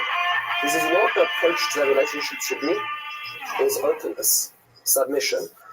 If you tell the person what's going on, the things, your fears, your humility. It says when you stick out your hand, as painful as it is, as vulnerable as you make yourself, it says that's the greatest key in to breaking a relationship of power and anger of yours. Isn't that a fascinating idea? How do we see this? He describes how we learn this directly from the interaction of Yaakov. Yaakov has now had 22 years of estrangement from his brother, and his brother feels, in his own realm, very rightfully wronged by Yaakov. And now his brother's coming back. What does Yaakov do? He extends himself. He makes himself vulnerable. He talks about his family. He sends him gifts. He opens himself up in what perhaps would be a counterintuitive move. It says, Rabbi, we can learn from this. How many times in relationships do we have a relationship where the response is to pardon? Because that's perhaps the only way we can dig in our defenses. And what ultimately we're learning from this is that a healthy human being relationship that ultimately does not resolve it. What resolves it is this. This is an example where the Rabbi would look into, and beyond his grandiose in his perspective and as academia, he just says, on a humanistic level. There's a hole in the world tonight. Right? You can think about there's a cloud of fear and sorrow. There's a hole in the world tonight. Don't let there be a hole in the world tomorrow. Which means to say, they say that anger is just love disappointed.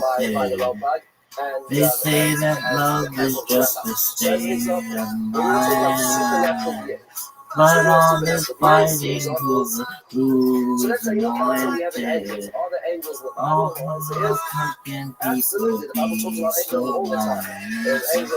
Oh, in the world tonight, there's a hole of fear and sorrow. There's a hole in the world tonight. Don't let there be a hole in the world tomorrow. Of any physicality. So how do you have a spiritual being having any physical interaction with a human being who is completely all the water running through the burning this is his commentary on the Parsha of Vayishlach. He says the following, this is the third source. He says, and Jacob remains alone. So he's busy bringing over his extra belongings over from the side of the river. I was so sick. And what happens? What happens to Yaakov? That apparition appears Nobody there knows. It's in that fucking chicken in scratch his book. dream, which means to say, take a snapshot. Now what of what's going happened on in over here. What 69? position is Jacob in at this point in time? He is horizontal. That struggle that's going on is in the head. It's not in the nighttime. It's not with some stranger. He says,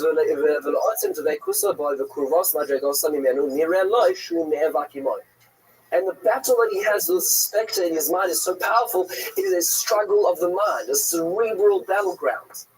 And then he goes on to say, we're not going to do this, and he says, so how is it that Yaakov the next morning was limping? After all, if he didn't have a real battle with him, with his angel, then so what's going on over here? How did he develop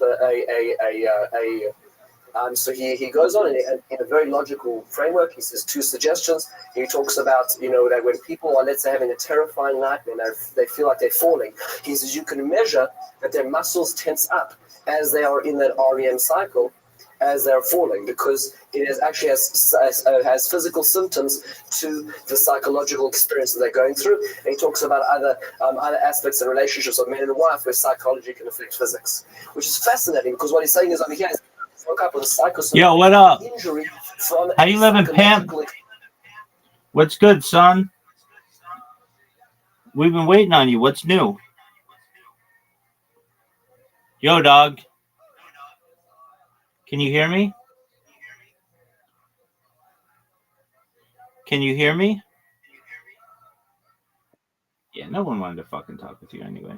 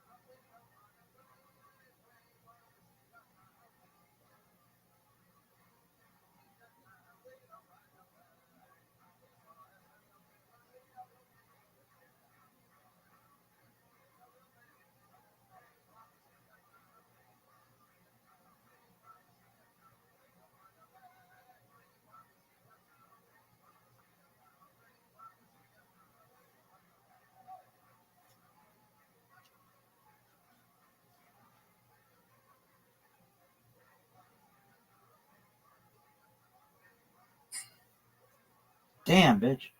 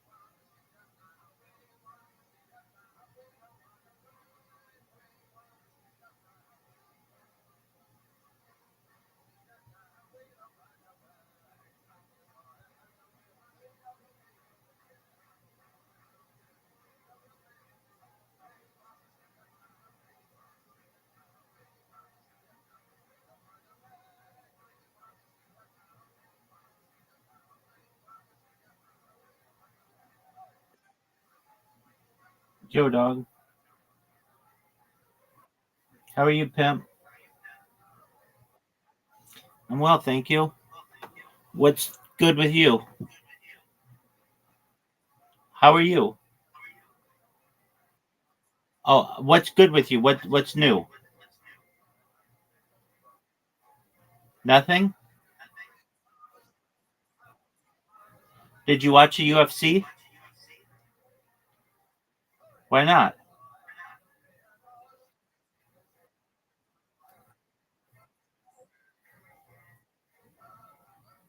The clips are enough?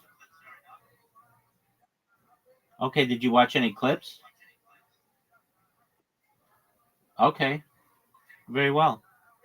Well, I'm glad you're here, and I hope you have a wonderful day. Where are your friends? You're welcome. That's okay. All right, well, we're just watching Jewish history lectures. Feel free to enjoy, my friend. Experience. You're welcome, When we're pimp. in school, we're always drawing pictures. We're going to leave the questions to the end of that, right? You know? When we go through school, well, what do we have? We always have the pictures, and there's this angel, and there's dust, and there's a struggle, wrestling from the Torah. Where do we know it? From Yaakov. But according to the Rabbi over here, the picture of Yaakov was just sleeping in his bed like any other night, probably on the ground and sleeping bag at this point in time.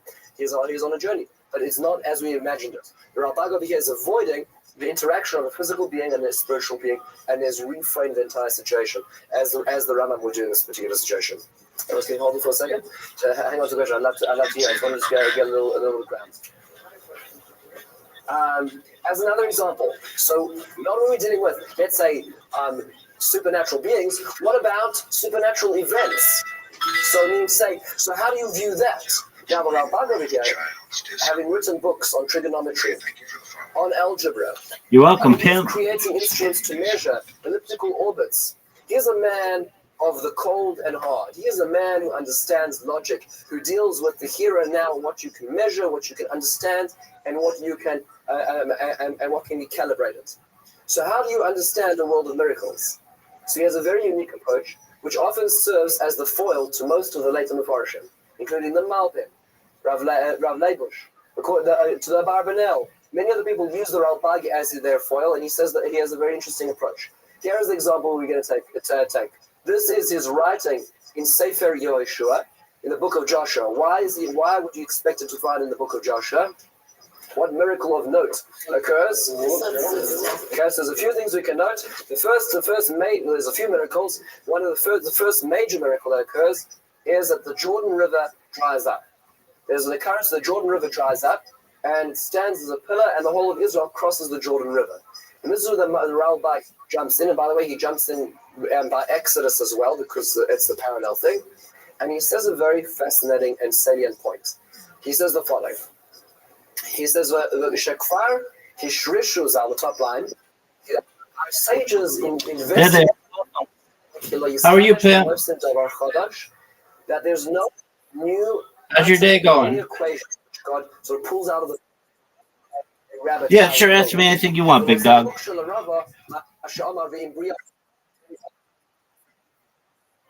For world peace. For world peace.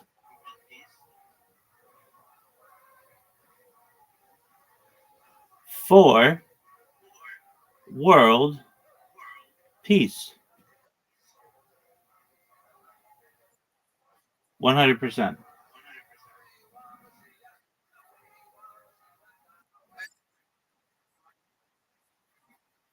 I am Jewish. Shout out to Bulgaria. Yeah. Sofia, yeah, exactly. That's the capital. How's your day going?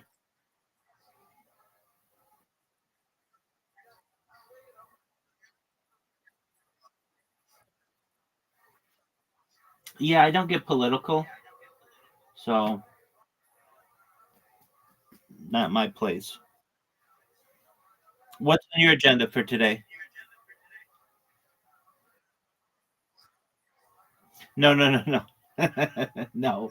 What are you doing today? What are your plans? Just chilling. Okay, very cool. Did you watch the UFC?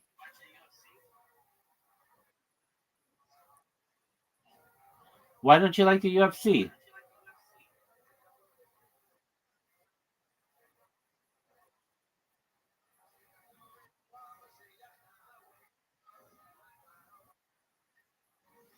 That's okay. No interest at all in the UFC? All right, that's cool.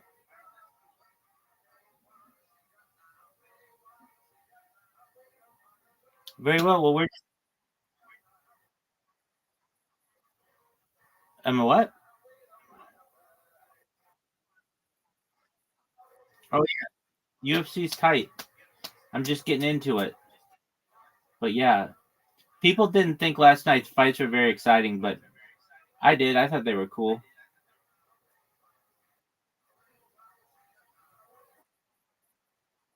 I don't really have one. Probably John Jones though. He's like he was like heavyweight champion forever. Arguably should have been undefeated. He's like 36-1. The only reason why he lost was yeah. The only reason why he quote unquote lost was because he used an illegal move, which is arguable that it's legal now, but it wasn't legal then. And I just think he's probably the best fighter of all time. I'd like to see him fight again. I saw his last fight. He won on I guess like a spin kick. I don't know how else to describe it. And just a big dude. So I hope he stays out of trouble. He's always just had an issue with getting into trouble, but if he can stay out of trouble, I think he has the legacy of being the best fighter of all time, pound for pound, just the best. So I like him. I like what is this guy's name? Something Lucas. Who else do I like? I like Morano. I don't even know who that is, but I like Khabib. I think he's from Dagestan, something like that. He might not. I have no idea where he's from actually. I think he could be from anywhere. Anyway, who else do I like? Conor McGregor, I like his cockiness, but he gets his shit tossed, which I think is hilarious. Um, and who else do I like? Um, I think Khabib and Islam are the same person, so yeah. Who else do I like? I don't know. That's like everybody I know. There are others. There's like Sean Strickland, but I don't really know too much about him. There's DDP. He got his shit tossed last night. Um, there's a guy who won last night. Krevia or something. I can't even remember his name, but he did really well. He's the middleweight champion now. He won of 25 minutes that they fought. He controlled the other guy 21 minutes, which is just like a lot of time. And he landed like 549 punches, which is the most, and it was like a record, the most amount of punches landed. So that was pretty cool to see. His name's like Kavorka or something. I don't know.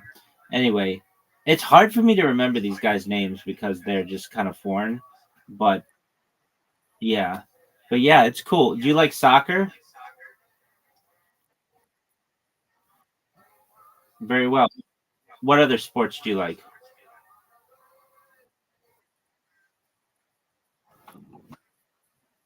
Okay. Uh, wait. You mean soccer, not American football? Okay. What position do you play?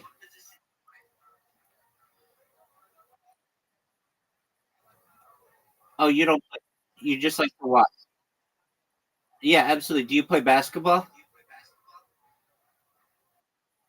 Okay. Do you play any sports?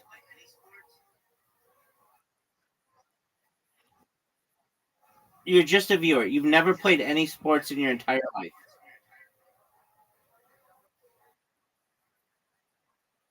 Okay. Well, what? Okay. Well, in childhood, what position did you play in soccer?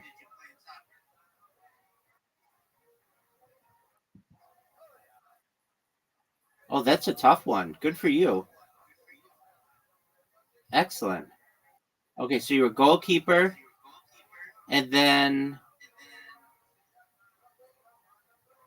in basketball, what did you play?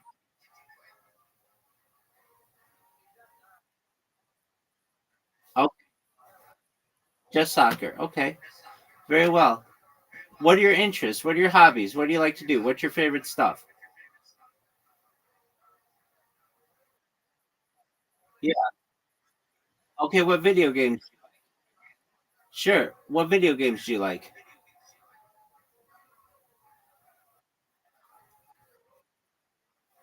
Oh, right.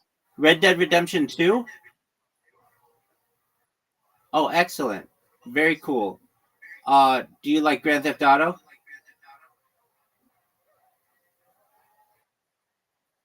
Excellent. Oh, tight. Okay, cool. What's your favorite Grand Theft Auto?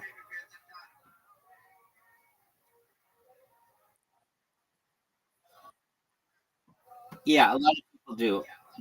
That's one of the best games of all time.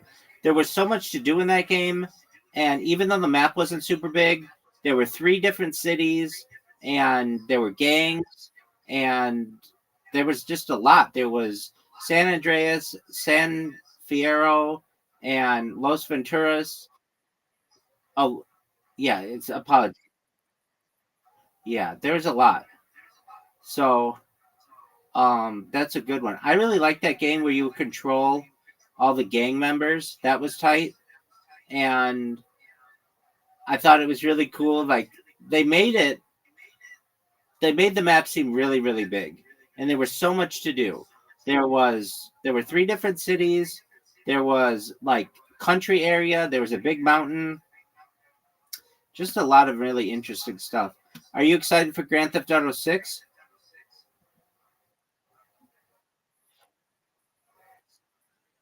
Same here, man. It's like 250 days away. You know what day it launches? May 26th, 2026.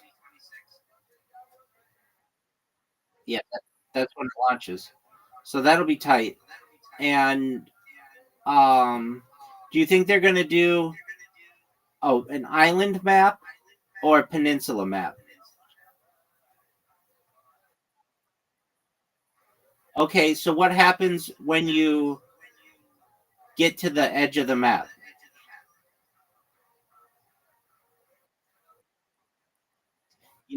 That's what makes a peninsula map difficult. So there are several strategies that they've talked about. They've made it so that if you're flying a plane, your plane will just break up, or if you're driving a car, your car will just explode. Um, they've also talked about making it so you just hit a wall. It's just like an invisible wall. You can't go any further. They've made arguments that, that's why they make them on islands, because you can just like keep adding water, and the player doesn't necessarily know that they're leaving the map or whatever. But eventually, because it's a peninsula, you have to either have the land continue or it needs to stop you somehow. So I don't exactly know what they're going to do, but they're going to do something. At least with Red Dead Redemption, they had mountains. You know what I mean? They have mountains that stop you, but that doesn't work as much in Grand Theft Auto, because in Grand Theft Auto, you have planes. And so the planes would go over mountains and stuff, and you've got to work.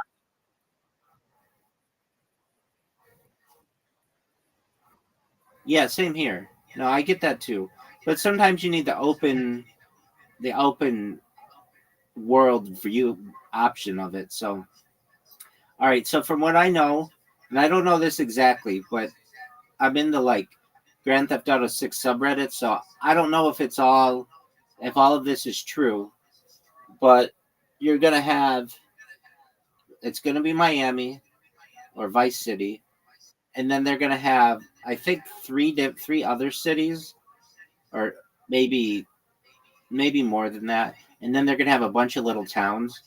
They're gonna have like Tampa Bay, and which will be on the western part of the side, and then they're gonna have like the whole coast is gonna be like cities. I think they might have like a suburban city, and then they have little towns, and then they're gonna have a lot of islands that are gonna kind of all have their own like theme and stuff, and then there's gonna be like a part like almost like South America where you fly a lot of drug smuggling. So you're gonna be like a drug smuggling pilot, which could be cool. And like they don't leak a lot about the game until you see it launched. But there's going to be the main people are a man and a woman. This is the first game that's going to have a woman as one of the main characters, so that's cool. Her name is Luciana, I think, something like that. And I don't know. Yeah, I don't either. I forget it. Yeah, I forget his name. Um, and the map's going to be bigger than Grand Theft Auto 5 was. And again, the whole argument is, are you going to put it on an island or is it going to be a peninsula? I personally think it'll probably be like a peninsula shaped island so that you can go all around it. But um, I don't know. Um, the city of Miami or Vice City is going to be bigger, and there's going to be a lot of like natural areas with with alligators and crocodiles, and the Everglades, which is like a national park, and a lot of water. So that'll be interesting, and I'll be interested. I think there's going to be a lot of flying planes. So I think that's going to be one of the main things that you do is like a drug runner. So you'll be flying to like a South America like place. I think they might have something like a Cuba, but maybe not like the whole thing, but like a Havana, which could be interesting. And not a lot of mountains, so they're not going to have. Florida doesn't have mountains; it's the flattest state, and that kind of it will be different than than San Andreas. Um, so that's what I know. There are going to be a lot of bridges, and speedboats are going to be big, like cigar boats. And what else are they going to do? Helicopters will be big. They're going to have like gated communities that are going to be big, and gated communities and golf courses. There's always been a rumor that they would have kids, but I don't think so. But I think they will have dogs, and animals, and I'm almost certain of that. And um, a lot more guns and a really cool soundtrack. So like, did you ever play Grand Theft Auto Vice City? Excellent. So that one took place in the 80s. This one is going to be Vice City, but it's going to be modern time. So that'll be cool. Yeah. So I'm excited for all that. And I'm going to be interested to know who's going to be like the radio stations and the music. Um, what you're gonna be able to play. I do know this. They're gonna have something where you can add your Spotify to the game, so you can listen to just your own music. If that's, I mean, I don't know. Some people would be interested in that, so that's cool. There's not a lot about the game that has leaked out yet, though. So that's what I know about it. Do you know anything more than what I just said?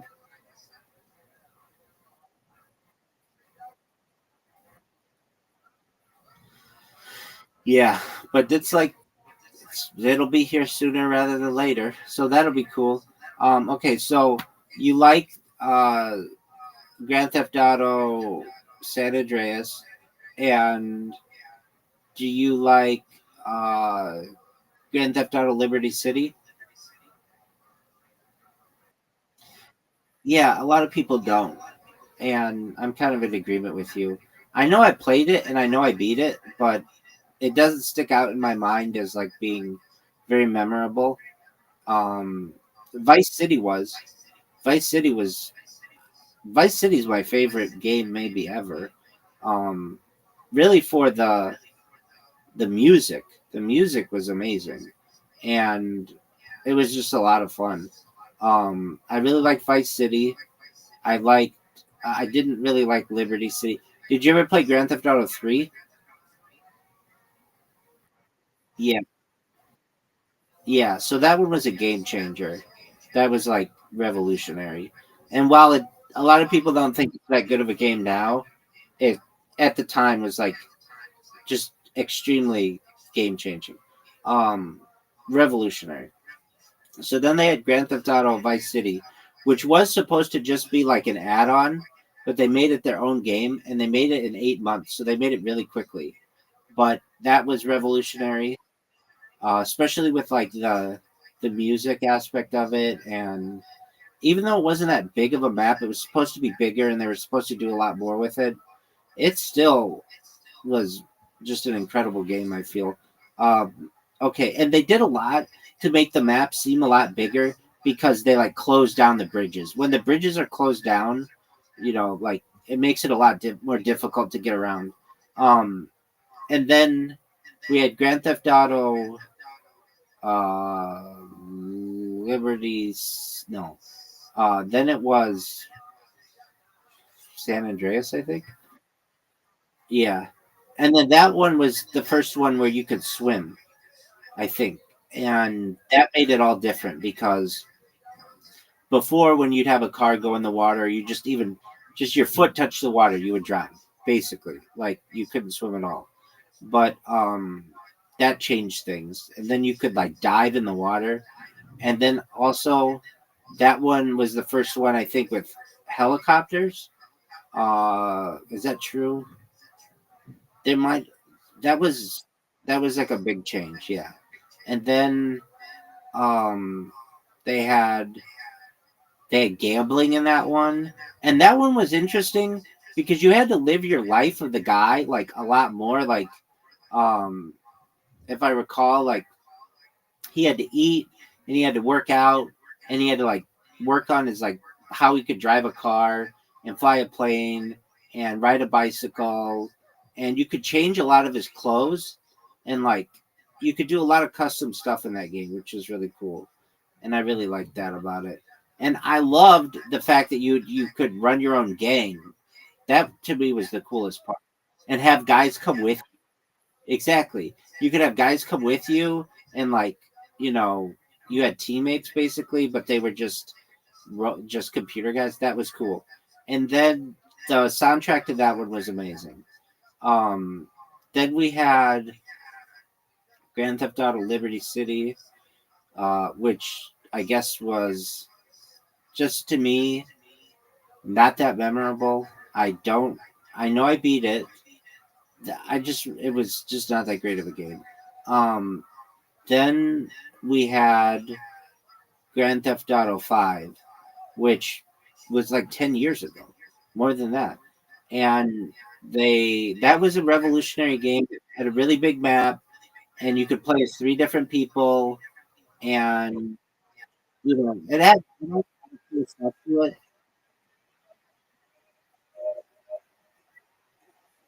Ava Nagila.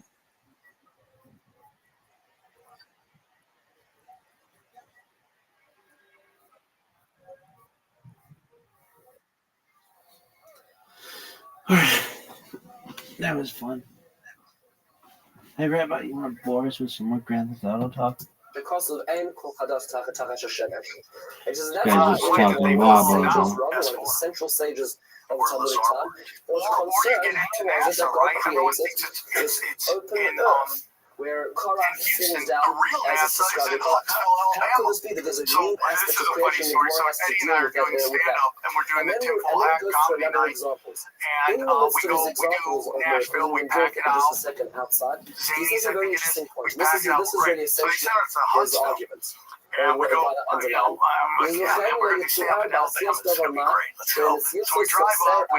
hotel, we go to the comedy club, and the fucking parking lot is packed, and we're like, dog, we packed this motherfucker, it's gonna be great. Well, it's like Sharon Underwood or one of those black female comics is performing there, and she no, it's not her, someone who has the daytime talk show, I forget what her name is, no disrespect, she's hilarious, she packed it out, and it's her crowd, so she runs, the show goes late, and all of a sudden, her crowd leads. And our crowd comes in, and it's 45 people. And I'm like, oh, fuck, can I just keep looking? He says, oh, it's a Yo, and he's going, I know we're in trouble because Sam's always positive about it. He just can't stop yelling fuck. So we did a show, 45 minutes for a show. We have a good time. We get off stage, the sound guy comes up to me because whoever sent you here sent you up to fail. Because this is the real. This is where all of the satellites are controlled from. This is where Von Braun went when he came to America. And in Huntsville, Alabama, into the late 80s, you were not allowed to talk about how he was a Nazi because he had all convinced himself that he was forced to do it against his own will, even though he was a horrible, horrible person. If you hear the story, he was a real Nazi. Yeah, but he convinced himself he did it against his own will. So that's where the real. So they always have you look over here when everything's going on over here. Well, that one with Rob on. So Israel, that is a like he says they were all those amazing engineers. That God made something supernatural They got some evil motherfuckers. There's a video out there. It's called American Nazi 60 Minutes. Can you look it up? It's basically when 60 Minutes did really good work. Another example, he says, And they how is interviewed it his that boss, we know that in Tanakh, Hananiah, Mishael, and Azariah, who was like, when he's want doing to get the down videos to what was going on? Why are all these Nazis here? Why isn't anyone getting them? the Babylonian And so he's pressing, he's doing like Freedom of Information Act, and he's pressing them, and one day they gotta agree to it. So the CIA says, you can look at these documents, you can't take pictures, and you can't take notes, you can just read it.